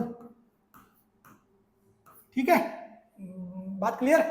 चलो, तो अब यहां से एक फॉर्मूला बनता है मोलरता का, विलय के मिलीमोल बटा विलयन का कुल आयतन मिलीलीटर में। समझ गए? यानी कि मतलब जब आयतन लीटर में दिया हुआ है तब तो मोल बटा लीटर, लेकिन यदि मान लो आपको दो चीजें दी हुई है कि एक तो दिया हुआ मिलीमोल और आयतन मिलीलीटर में दिया हुआ है, तो आप मिलीमोल मोल में डायरेक्ट मिलीलीटर का भाग करोगे तब भी वो आपकी सांद्रता निकल के आ जाएगी, तब भी आपकी सांद्रता निकल के आ जाएगी। वो क्यों आएगी निकल के? तो देखो, आपके जैसे कि मिलीमोल है, मिलीमोल कितने हैं, एक्स मान लो आपके क्या है, मिलीमोल है। ठीक है, तो यदि एक्स कोई मिलीमोल है तो इसको आप यदि एक्स मिलीमोल है तो इसको जब मोल में चेंज करोगे तो आप क्या करोगे, एक्स बटा 1000। भाई 2000 मिलीमोल है तो मोल में चेंज किया मतलब 1000 से भाग दे दिया तो मोल। और आपको पता है विलयन का कुल आयतन आपको मिलीलीटर में दिया हुआ है, तो मिलीलीटर को लीटर में बदलने के लिए आप क्या करते हो, मिलीलीटर को लीटर में बदलने के, लीटर में बदलना होता है, लीटर में बदलने के लिए क्या करते हैं, 1000 से भाग करते हैं, 1000 से भाग करते हैं। तो एक्चुअली में यहाँ पे क्या हो रहा है, 1000 से 1000 आपस में ये कैंसिल हो रहा है, तो इसीलिए ये चीज हो रही है फॉर्मूला। समझ गए कि यदि x एक मोल में है, या तो कर दो आप मोल बटा लीटर, तो भी आपके मोलरता निकल के आ जाएगी, या फिर मिलीमोल बटा मिलीलीटर, तो भी आपके मोलरता आ जाएगी। बात क्लियर, समझ गए? ठीक है, चलो।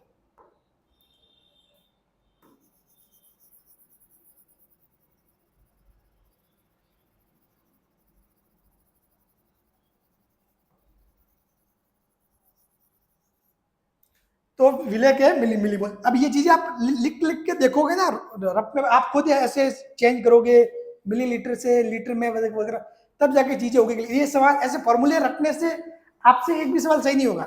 ठीक है, ध्यान रखना इस बात को, फॉर्मूले रट के या लिख के मत बैठना। ठीक है, हाँ, सुंदर सजा के नोट्स बनाओ, मस्त बनाओ, सजा के बनाओ, कोई दिक्कत नहीं है, लेकिन इसको जम के रफ कॉपी में चीजें वो प्रैक्टिस करनी है। ठीक है, चलो।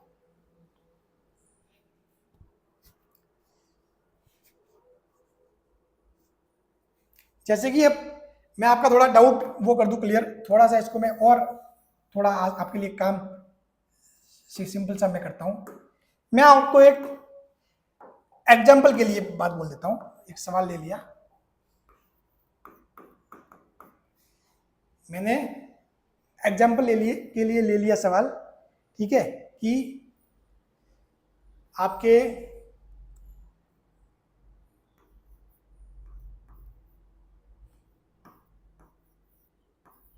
दो मोल, आपके बोल दिया 2 मोल NaOH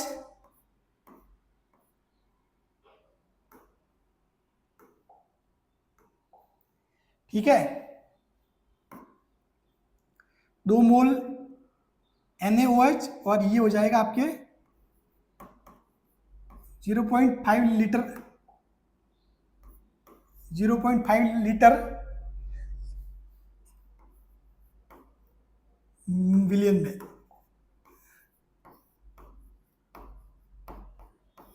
फिर दूसरी बात मैंने बोल दी 2000 मिलीमोल,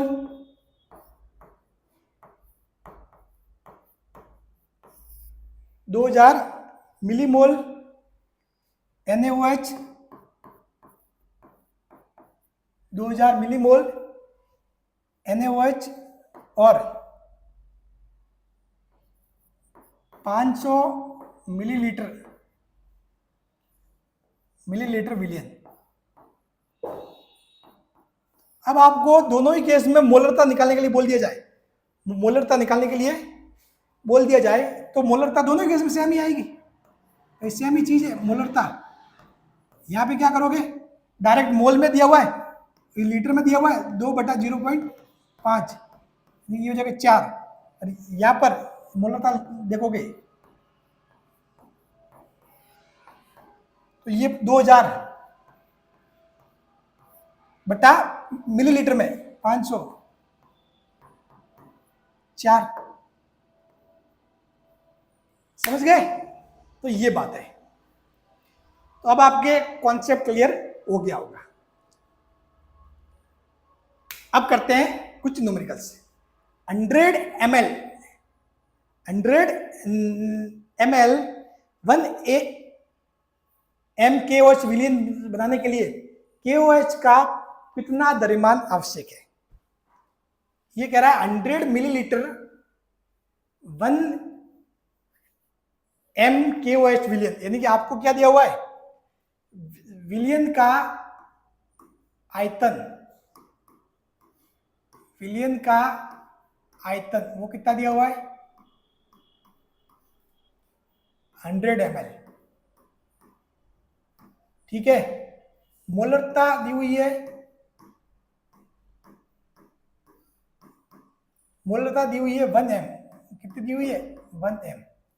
ठीक है, तो ये आपको तैयार करना है 1 मोलरता का, 1 मोलरता का विलयन बनाना है।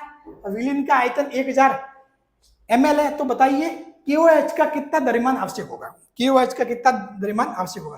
तो पहले तो आपको ध्यान है कि भाई मोलरता बराबर KOH का मोल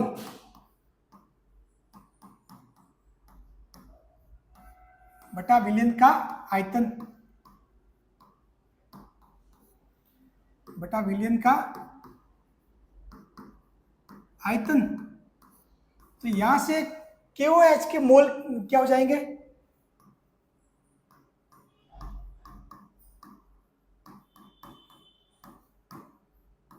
KOH के मोल आपके ये आ जाएंगे, मोलरता इंटू विलयन का आयतन, यानी कि 1 इंटू विलयन का आयतन कितना है? 100 ml, यानी कि 100 ml मतलब क्या हुआ? 0.1 लीटर, यानी कि जो 100 है ml, इसको अपन क्या चेंज कर सकते हैं? 100 ml को आप 1000 से भाग करोगे, 1000 से भाग करोगे तो वो आ जाएगा 0.1 लीटर। तो 100 इंटू 0.1, ये हो जाएगा 0.1 मोल। इसका मतलब ये हुआ कि KOH के मोल कितने हैं? 0.1। KOH के मोल कितने हैं? 0.1। अब देखो, 1 मोल KOH का द्रव्यमान, 1 मोल KOH का द्रव्यमान कितना होता है? तो देखो, जो पोटेशियम होता है, पोटेशियम के लिए कितना होता है? 39, ऑक्सीजन 16, हाइड्रोजन 1 तो 40, और ये 56 ग्राम ये होता है 1 मोल KOH का द्रव्यमान। तो 0.1 मोल का, 0.1 मोल का कितना हो जाएगा? 0.1 मोल KOH का द्रव्यमान, ये देखो आप 0.1 मोल KOH का कितना हो जाएगा भाई? 1 मोल का 56 है, 0.1 का 5.6 ग्राम। तो यानी कि आपको 5.6 ग्राम क्या करना पड़ेगा? आपको KOH डालना पड़ेगा। 5.6 ग्राम आपको KOH क्या करना पड़ेगा? मिलाना पड़ेगा। ठीक है, हाँ, तो जाके 1 m KOH विलयन बनेगा। आपकी बात क्लियर है? चलो नेक्स्ट सवाल मस्त। 0.8 m विलयन, बहुत शानदार सवाल है। पहले इसको सेव कर लेते हैं चीजें।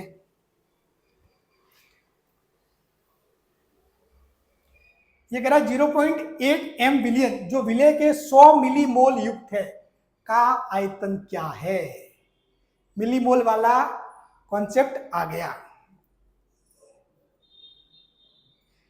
0.8 m विलयन जो विलय के 100 मिलीमोल युक्त है का आयतन क्या है?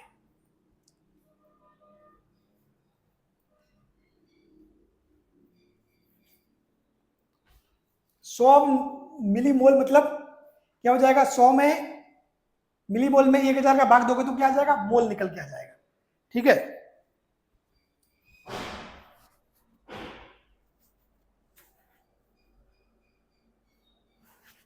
तो आपको निकलना क्या, विलियन का निकालना है, आयतन निकालना है, विलियन का निकालना आयतन।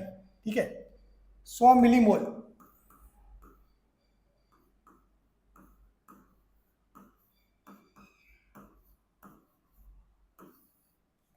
100 मिलीमोल अर्थात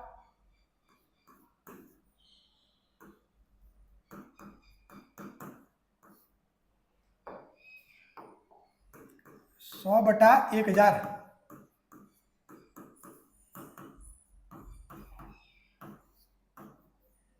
0.1 मोल, 100/1000 0.1 मोल। ठीक है, तो यहां से अब आपके पास मोल आ गया, ये 0.8 एम का है विलियन, यानी मोलरता कितनी है, मोलरता आपको दी हुई है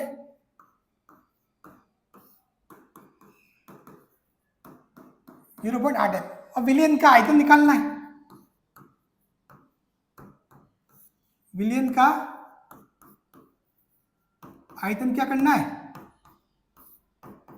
निकालना है। तो सिंपल सी बात है, वही मोलरता बराबर क्या होता है,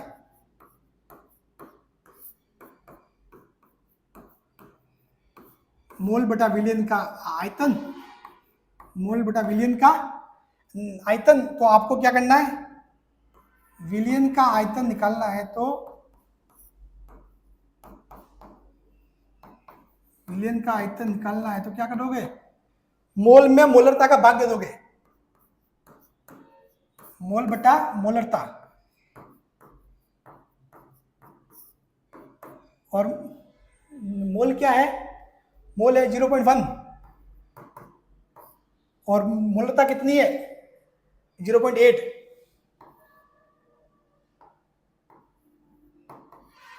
0.8, अब ये 1/8, ये हो गया 1/8। अब आप इसको यदि 1000 से वो कर दो गुणा, तो ये 1000/8 क्या होता है 125, और फिर वो 1000 से गुणा कर दिया तो वो जो आपका है आयतन वो किस में बदल जाएगा, मिलीलीटर में। तो यानी कि ये हो जाएगा 125 मिलीलीटर।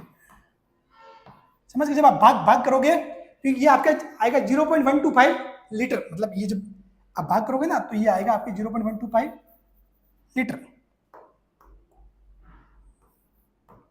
0.125 लीटर। ठीक है, यहां से ये क्या हो जाएगा 125 मिलीलीटर। तो ऑप्शन क्या हो जाएगा करेक्ट, ऑप्शन बी हो जाएगा करेक्ट। तो सवाल मस्त था, शानदार। चलिए, शानदार और दमदार। अब बढ़ते हैं आगे, थोड़ा ये एक सवाल और कर लेते हैं, प्यास तो लगी है, और कितने सवाल है, चलो उसके बाद मोलरता आ जाएगा। अच्छा, बोल बोल के आदमी थक जाता है यार, ऊपर से गर्मी और सफोकेशन हो रहा है। ये कह रहा निम्न विलीनों की मोलरता ज्ञात करो।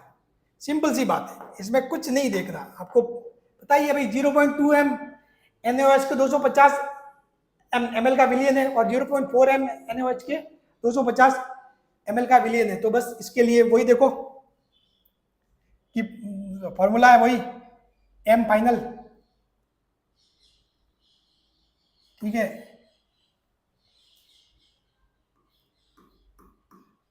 इसमें वाले M जो भी है, ठीक है, वही M1V1 यानी कि इसके मोल, इस वाला जो विलियन है इसमें NaOH के मोल, और इस वाले विलियन में इसके मोल, वो हो जाएगा M2V2 बटा कुल आयतन, बटा कुल आयतन। तो यहां से देखो 0.2 इंटू 250 ml है, तो 250 ml यानी कि इसको क्या करना पड़ेगा आपको भाई, वैसे तो आप साथ में ले सकते हो, क्योंकि देखो जब आप 250 यहाँ भी आएगा, 250 यहाँ भी आएगा, और ये भी ml में, ये भी ml में, और नीचे भी आप लिख लोगे ml में। तो जब आप उसको लीटर में बदलोगे तो जो भी संख्या से गुणा भाग करना है वो दोनों में क्या आ जाएगा, कॉमन आ जाएगा और वो आपस में कैंसिल हो जाएगा। तो आप वैसे चाहो तो वैसे भी कर सकते हैं, तो इनको चेंज करके देख लो। 250 बटा 1000 यानी कि 1/4 लीटर, और ये भी हो जाएगा 0.4 इंटू 1/4 लीटर, और ये क्या है 1/4 और 1/4 2/8, ठीक है, या फिर 2/8, या तो ये लिख सकते हो, या फिर बेटा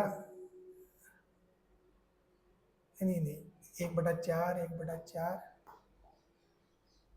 V1 प्लस V2 यानी 250 प्लस 250, ठीक है। तो ये हो गया 1/4 और 1/4 2/4, मतलब ये 1/4 प्लस 1/4 2/4, 2/4 यानी कि वही 0.5, ठीक है। तो ये देख लो, ये आपके ये आ जाएगा कितना, इसमें से यदि 1/4 मान ले लो आप, और 1/4 हो जाएगा कैंसल, 0.2 और 0.4 0.6 बटा ये 2 रहेगा ही, ये हो जाएगा 0.3 m, ये आ जाएगा 0.3 m। अब जैसे कि इसके लिए देखो M1 वही V1 और M2 V2 और V1 प्लस V2। अब देखो ये कह रहा 0.4 m H2SO4 के 100 ml, तो H2SO4 के जो इसमें मोल कितने हुए वो जाएंगे 0.4 इंटू इसमें भाग कर दो भाई 0.1, ठीक है।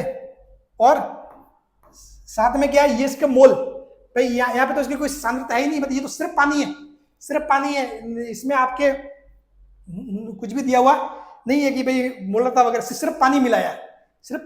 ये तो क्या है 2 विलियन थे, इसमें 1 विलियन और फिर एक एक्स्ट्रा पानी और ले लिया, तो इसका मतलब यहाँ पे क्या है, इसकी जो मोलरता कितनी 0 है, मोलरता 0 होगी, क्योंकि इसमें H2SO4 के कोई मोल नहीं है, इसमें H2SO4 के कोई मोल नहीं है। बार तूफान आ रहा है देख लो, ठीक है, सिरोही की वॉइस नहीं है, तो बाहर तूफान है, अंदर वीडियो बन रहा है, ठीक है। तो 0 इंटू ये 0.3 m, बात वही, फिर नीचे V1 0.1 प्लस 0.3 कर दो, कितना हो जाएगा, ये हो जाएगा आपके 0.4 और नीचे 0.4 यानी कि 0.1 m। बात क्लियर? चलिए, तो यहां से अपने ये मोलरता खत्म हो गई, मोलरता समझ में आ गया लगभग, मतलब आपके सवाल ये समझ लो कि लगभग हो गया, मतलब ठीक है। अब ज्यादा चीजें इतनी बाकी नहीं रहती, ठीक है ना, मतलब बहुत सारी मेन जो टास्क था वो आपने वो कर लिया, वो कंप्लीट, ठीक है ना। चलिए अब थोड़ा पानी की 2 घूंट मैं मान लेता हूं।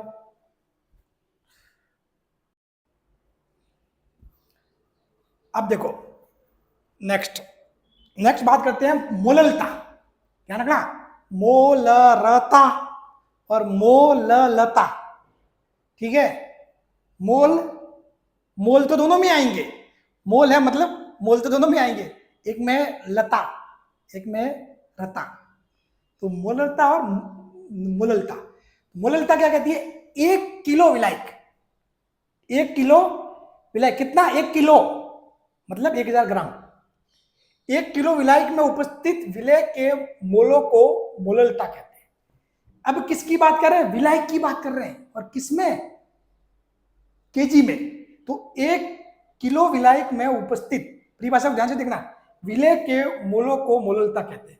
मोललता क्या हो जाएगी, विलय के मोल, मोललता हो जाएगी विलय के मोल बटा विलायक का भार केजी में, तो यानी कि ये आ जाएगा मोल प्रति केजी, मोल पर केजी, वो होता है मोल पर लीटर, ये मोल पर केजी। दूसरा ये जो केजी है वो किसका है, विलायक का है, उसमें वो लीटर किसका था, विलियन का था। ये बात खोपड़ी में बैठा लेना, यहां घूम जाओगे फिर कंफ्यूज हो जाओगे। मोलरता और मोललता में ये सबसे बड़ा डिफरेंस, ठीक है। फॉर्मलता, एक चीज आती है फॉर्मलता, विलियन के 1 लीटर में विलय के ग्राम सूत्र भार की संख्या। हालांकि अब तक इससे कोई सवाल नहीं पूछा गया और नई सवाल इससे बनने भी वाला, ये मैं आपको मोस्टली बता देता हूं, ठीक है। इस चीज से। लेकिन फिर भी चलो देखना है, और बात भी सिंपल है, इसमें कोई बड़ी बात भी नहीं है, ठीक है। सेम टू सेम चीज वही होती है जो अपने मोलरता के लिए निकल के आती है, बस लिखने का ढंग है वो दूसरा है। आप जैसे ही आप देखोगे ना फॉर्मूले वगैरह, तो आपको ऑटोमेटिकली समझ में आ जाएगा, ठीक है। तो विलयन के 1 लीटर में विलय के ग्राम सूत्र भार की संख्या, यह क्या होता है फॉर्मूला क्या होता है, विलयन के 1 लीटर में, विलयन के 1 लीटर में विलय के ग्राम सूत्र भार की संख्या। ये क्या होता है, ये आयनिक यौगिकों के लिए उपयोगी है। ये कौन से यौगिकों के लिए उपयोगी है, आयनिक के लिए। जबकि जो मोलरता होता है ना, मोलरता सभी प्रकार के यौगिक, भले वो आयनिक हो या जो कुछ भी हो, लेकिन ये जो फॉर्मूला है केवल आयनिक यौगिकों के लिए उपयोगी होता है, उसके लिए डिफाइन होता है। क्योंकि आयनिक यौगिकों का क्या होता है, वियोजन होता है, उनका क्या होता है, वियोजन होता है, उनका कुछ ना कुछ संगुणन गुणांक आता है, ठीक है, जो अपन आगे देखेंगे, जैसे कि वन टॉप गुणांक वगैरह, ठीक है, उसमें चीजें आएगी। और फॉर्मूला क्या होता है, विलय का ग्राम सूत्र भार बटा विलयन का आयतन। अब जैसे कि विलय का जो ग्राम सूत्र भार होता है वो क्या होता है, पदार्थ का भार बटा पदार्थ का सूत्र भार। ये सेम टू सेम वही है। अगर मान लो इस ग्राम सूत्र भार की जगह आप रख दो मोल, तो मोल बराबर पदार्थ का भार बटा पदार्थ का अणु भार, तो वो सेम चीज ही है लगभग, ठीक है। हाँ, ये बस ये सूत्र भार वगैरह वो चीजें बदली। अब देखो एक सवाल पहले, 4 ग्राम NaOH ये आधा किलो जल में घुला है। NaOH की मोललता ज्ञात करो। 4 ग्राम क्या है आपके, 4 ग्राम NaOH, ठीक है। तो क्या विलय कितना है, 4 ग्राम,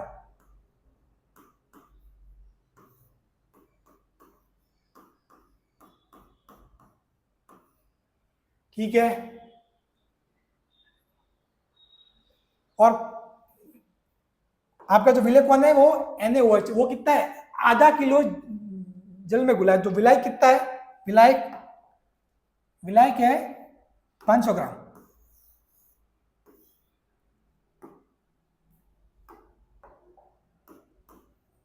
विलायक कितना है, आधा किलो, यानी 0.5 kg। ये बोल रहा है हमेशा ये सांद्रता पद होते हैं जो मोलरता ये किसकी होती है, विलयन की होती है, ठीक है। थोड़ा सा इसको चेंज कर लेना, विलयन की मोलरता क्या थी। अब मोलरता पूछ रहा है, तो मोलरता मतलब क्या होता है, मोल बटा विलायक का द्रव्यमान, ठीक है। किसमें, यानी कि 1 किलो, यानी कि जो किलो में लेना है किसका, विलायक का द्रव्यमान, ठीक है।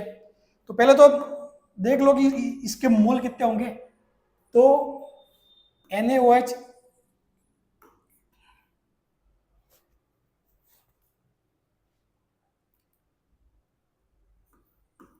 एक मोल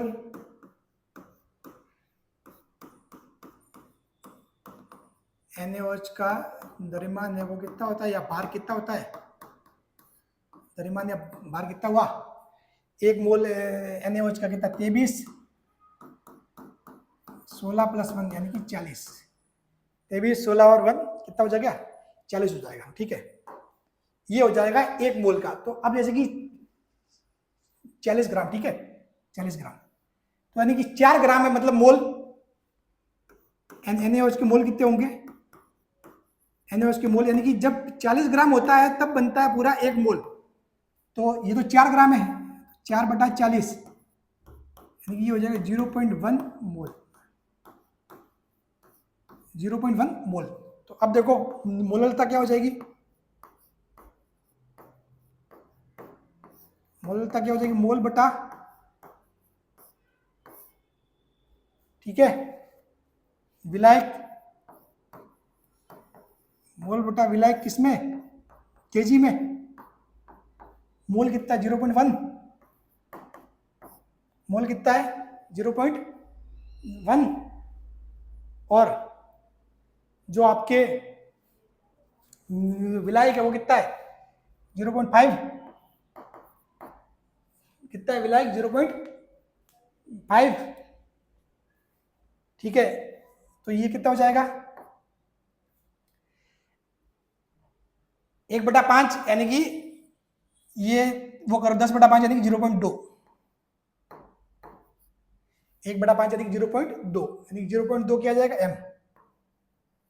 बात समझ गए? आपने क्या किया भाई, आपको निकालना था मोललता, तो मोललता क्या होता है, मोल बटा विलायक का भार या द्रव्यमान किसमें, केजी में। तो वो तो कितना दिया हुआ है विलायक का, 0.5 केजी दिया हुआ है, ठीक है, वो कोई दिक्कत नहीं। मोल निकालने थे तो आपको पता है मोल निकालने के लिए क्या करोगे, इसके 4 ग्राम में आप जो 1 मोल का है द्रव्यमान 40 का भाग देते हो, इसका मतलब ये कितना है 0.1 मोल है, तो 0.1 बटा 0.5 है, 5 यानी कि ये हो जाएगा 0.2 m, ठीक है। चलो नेक्स्ट कहता है 10 ग्राम NaOH है जिससे 500 ml पानी में घोला जाता है। NaOH की फॉर्मूला ज्ञात करो। NaOH की क्या है फॉर्मूला आपको ज्ञात करनी है, तो फॉर्मूला वही 10 ग्राम NaOH, तो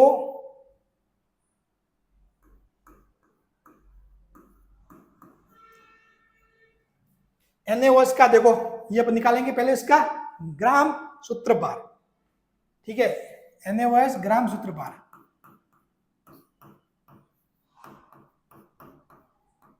ग्राम सूत्र भार क्या हो जाएगा 10 इसका भार बटा वही NaOH का वो कितना होता है खुद का कितना है 40 ग्राम, ये हो जाएगा 1/4, 1/4। अब जिसे 500 ml पानी में घुला जाता है, वही नीचे क्या होता है विलेन का आयतन लीटर में होता है, तो जो फॉर्मूला होती है वो क्या हो जाएगा 1/4 बटा 500 ml, यानी कि ये हो जाएगा 1/2, 1/2 क्या हो जाएगा लीटर, 1/2 लीटर, ठीक है, तो यानी कि 2/4 यानी कि 1/2 यानी कि क्या हो जाएगा ये 0.5 f, फॉर्मूला कितनी हो जाएगी 0.5 f, 0.5 f, ठीक है, ये हो जाएगी आपके फॉर्मूला। ये सेम टू सेम वही चीज निकली है जो अपन मोलता निकालते हैं वही, ठीक है ना। हाँ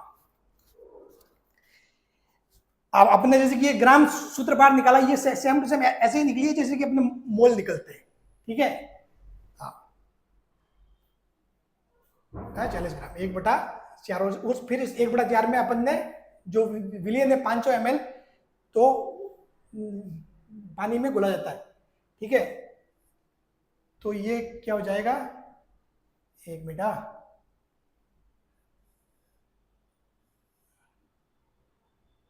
500 ml,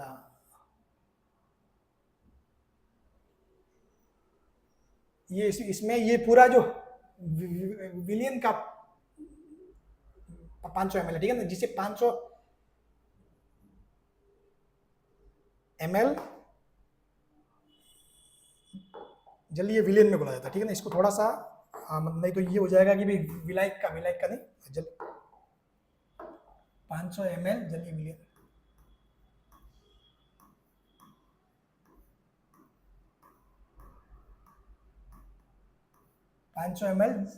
जल्दी विलेन में घुला जाता है। NaOH की फॉर्मूला ज्ञात करो, तो ये हो जाएगा 0.5 f, ठीक है, बात क्लियर।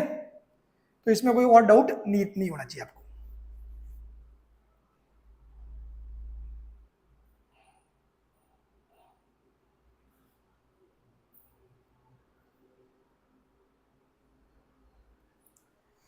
चलो अब बढ़ते आगे। अब नेक्स्ट आती है चीज मोल बिन, ये तो हो गया दोनों 0.2 m, इसको जो मोललता होता है इसको लिखते हैं ये वाला छोटा है 0.2 m, ठीक है ना। इसमें होता है अपन ने जो मोल 0.1 ये अपन मोल निकाले बटे विलाय कितना दिया केजी, आधा किलो जल, यानी कि मतलब 0.5 केजी, ठीक है। हाँ तो ये हो जाएगा 1/5 यानी 0.2 m। चलो मोल बिन या मोल बर्बाद, ये अपन ने पहले भी किया है। मोल बिन क्या होती है आपको ध्यान है, विलेन में किसी पदार्थ के मोल तथा कुल मोलों का अनुपात उस पदार्थ की मोल बिल कहना है। जैसे कि कोई पदार्थ है या कोई विलेन या मिश्रण है, ठीक है, जिसमें 3 पदार्थ ए बी और सी, ए के मोल कितने हैं N1, बी के मोल N2, सी के मोल N3, तो जो ए की मोल बिन है वो क्या होगी, एक्स है, हो जाएगी N1 बटा कुल मोल total N1 plus N2 plus N3। उसी प्रकार एक्स बी यानी कि जो बी की मोल बिन है वो N2 बटा N1 plus N2 plus N3। उसी प्रकार एक्स सी के लिए हमेशा ये ध्यान रखना, जो जो मोल बिन होती है सभी मोल बिनों का योग होता है वो हमेशा एक आएगा, हमेशा ये चीज हमेशा होगी, सदैव, ये ध्यान रखना, ये चीज सदैव होगी। ठीक है भाई साहब, बाहर बहुत शानदार तूफान आ रहा है, तगड़ा, मतलब बिल्कुल बिल्कुल अंधेरा हो रखा है, हो सकता है लाइट किसी भी टाइम जा सकती है। ठीक है, हाँ, तो ये हो जाएगा मोल बिन इंटू 100, मोल बिन इंटू लाइट गई, मतलब वहां पे अपना ये लेक्चर खत्म, उसके बाद नेक्स्ट स्टार्ट रहेगा, ध्यान रखना। ठीक है, अपने पास कुछ भी सुविधा नहीं है। ठीक है, हाँ, अभी तो x a plus x b plus x c मिला के ये हो जाएगा 1। तो अगर आपको पूछे कि मोल प्रतिशत, अगर कोई आपसे ये पूछे कि मोल प्रतिशत ज्ञात करो, तो मोल बिन इंटू 100, सिंपल सी बात है। मोल बिन क्या है, कुल मोल है, उस कुल मोल में उसका भाग बटा कुल मोल, ये हो जाएगा मोल बिन, और बिन को आप 100 से गुणा कर दोगे तो मोल प्रतिशत। अगर आपको पूछ ले कि भाई जो ए का मोल प्रतिशत कितना है, ए का मोल प्रतिशत कितना है, तो ए की मोल बिन N1 बटा कुल मोल इंटू 100, ये वाली बात है, सिंपल, समझ गए। चलो नेक्स्ट, प्रतिशत गणना, कुछ चीजें है प्रतिशत गणना। तो इन प्रतिशत गणना में से अपने सिलेबस में क्या है, सिर्फ ये भार प्रतिशत, अपने सिलेबस में नाम क्या लिखा हुआ, भार प्रतिशत लिखा हुआ, लेकिन आपको ये भी देखना है, थोड़ा बहुत ये भी देखना है, कोई बड़ी बात नहीं है, सिंपल सी बात है। ठीक है, इनको ध्यान रखना क्या लिखा क्या हुआ है। देखो भार प्रतिशत क्या होता है कि 100 ग्राम विलयन में उपस्थित विलय की ग्राम में मात्रा, ये कहता है कि 100 ग्राम विलयन, ठीक है, 100 ग्राम विलयन, ठीक है, ये किसमें, ग्राम में, 100 ग्राम विलयन में उपस्थित विलय की ग्राम में मात्रा को भार प्रतिशत कहते हैं। यानी कि ये क्या क्या हो जाएगा, ये छोटा है ना, छोटा डब्ल्यू है विलय का भार, इसका विलय का भार, और ये जो बड़ा वाला डब्ल्यू है ये विलयन का भार है, इसका विलयन का, तो डब्ल्यू अपॉन डब्ल्यू, तो विलय का भार बटा विलयन का भार इंटू 100, ये हो जाएगा भार प्रतिशत। यानी कि विलय का भार बटा विलयन का भार इंटू 100, यानी कि कोई भी पदार्थ है उसका उस विलयन में कितना भार प्रतिशत है, तो उसका भार किस में, ग्राम में, बटा विलयन का भार इंटू कर दो 100। ठीक है, एक होता है आयतन प्रतिशत, आयतन प्रतिशत यानी कि विलय का आयतन किसमें, मिलीलीटर में, और विलयन का आयतन मिलीलीटर में, वो हो जाएगा आयतन प्रतिशत, इंटू 100 कर दोगे तो वो आ जाएगा किसमें, आयतन प्रतिशत। ये भी छोटा है, ये भी बड़ा है, ये भी छोटा है, ये भी बड़ा है। ठीक है, लाइट किसी भी टाइम जा सकती है, इसलिए मैं थोड़ा भाग रहा हूं। ठीक है, बाकी ये सिंपल सी चीज है, ठीक है ना। भार आयतन प्रतिशत, भार आयतन यानी कि मतलब क्या होगा, विलय का भार W बटा विलयन का आयतन किसमें, मिलीलीटर में, इंटू 100, इसको बोलते हैं भार आयतन प्रतिशत या प्रतिशत सामर्थ्य। ठीक है, अब देखो सिंपल सी बात है, अब मैं आपको एक सवाल वो करवाता हूं, आपको मजा आ जाएगा। 10% W/W NaOH विलयन में जल का भार कितना होगा यदि NaOH का भार 20 ग्राम है। ये कह रहा है 10% W/W NaOH विलयन में जल का भार कितना होगा, यानी कि इसका मतलब 10% मतलब ये हुआ कि यदि 100 ग्राम विलयन है, इसका मतलब ये होता है कि यदि 100 ग्राम विलयन है तो उसमें 10 ग्राम विलय है, 10 ग्राम विलय है। ठीक है, समझ गए, इसका मतलब ये होता है, इसका मतलब क्या होता है, ये होता है कि भाई यदि 100 ग्राम विलयन है तो उसमें 10% यानी कि 10 ग्राम विलय है। तो अब ये बोल रहा है कि NaOH का भार कितना है, 20 ग्राम है। तो यदि NaOH जो क्या विलय है 20 ग्राम है, NaOH जो विलय है वो कितना 20 ग्राम है, तो विलयन कितना हो जाएगा, विलयन हो जाएगा 200 ग्राम, विलयन कितना हो जाएगा 200 ग्राम, विलयन हो जाएगा 200 ग्राम। ठीक है, बस अब विलयन 200 ग्राम है और इसमें से NaOH का भार कितना है? 20 ग्राम है, ठीक है। तो आपको निकालना है जल का भार। तो जल का भार कितना हो जाएगा? जल यानी विलायक का भार, विलायक का भार कितना हो जाएगा? विलियन माइनस विलियन का भार माइनस विलय का भार। तो जो विलियन का भार कितना है? विलियन का भार है आपके 200 माइनस विलय का भार कितना है? 20 ग्राम, यानी कि 180 ग्राम ये होता है। तो यहां पर ये यही समाप्त होता है। और सबसे मेन बात एक बार बता दूं, इसका मैंने टेस्ट भी डाल दिया है आपके, ठीक है, टेस्ट सीरीज में। तो इसका टेस्ट से कुछ और न्यूमेरिकल आप प्रैक्टिस कर लेना। मोस्टली आप सभी ने टेस्ट सीरीज ले रखी है, इसने नहीं ले रखी, जो नए हैं तो पहली बार देख रहा है, इसने नहीं ले रखी है तो वो ले लेना। वहाँ बहुत अच्छे मैंने कॉन्सेप्ट सवाल डाल दिए, एक टेस्ट मैंने पहले ही डाल दिया है, ठीक है, उसको आप देख लेना ताकि आपके सारे कॉन्सेप्ट और क्लियर हो जाएंगे और ज़्यादा सवाल आपको सॉल्व करने को मिल जाएंगे। Thank you so much. अब तूफान तगड़ा आ रहा है, राइट, किसी भी टाइम जा सकती है। Thank you. और सेशन कैसा लगा, कैसा रहा, मतलब उसके बारे में जरूर बताना। बहुत लंबा सेशन था, लगभग 1.5 घंटे के पार हो गई क्लास। ये बहुत मेहनत की मैंने इस क्लास के लिए, तो कमेंट जरूर करना और शेयर भी जम के करना, ठीक है। कि अब मैं बोलना स्टार्ट करूंगा, पहले मैं बोलता नहीं था शेयर करना वगैरह, अब आपको शेयर करना पड़ेगा, ये काम तो आपको करना ही पड़ेगा, ठीक है ना। हाँ, अगर समझ में आया है तो डेफिनेटली दिल से शेयर कर देना। चलो, थैंक यू सो मच। तो ये सारी चीजें कॉन्सेप्ट क्लियर हो गए होंगे और वो टेस्ट सीरीज वाले जो सवाल वो सॉल्व कर लेना, आपकी मोस्टली चीजें क्लियर हो जाएगी। यहाँ से मतलब अपने ये समझ लो कि अपन ने ये इस सिलेबस का अपन ने आधा पार्ट लगभग कवर कर लिया है।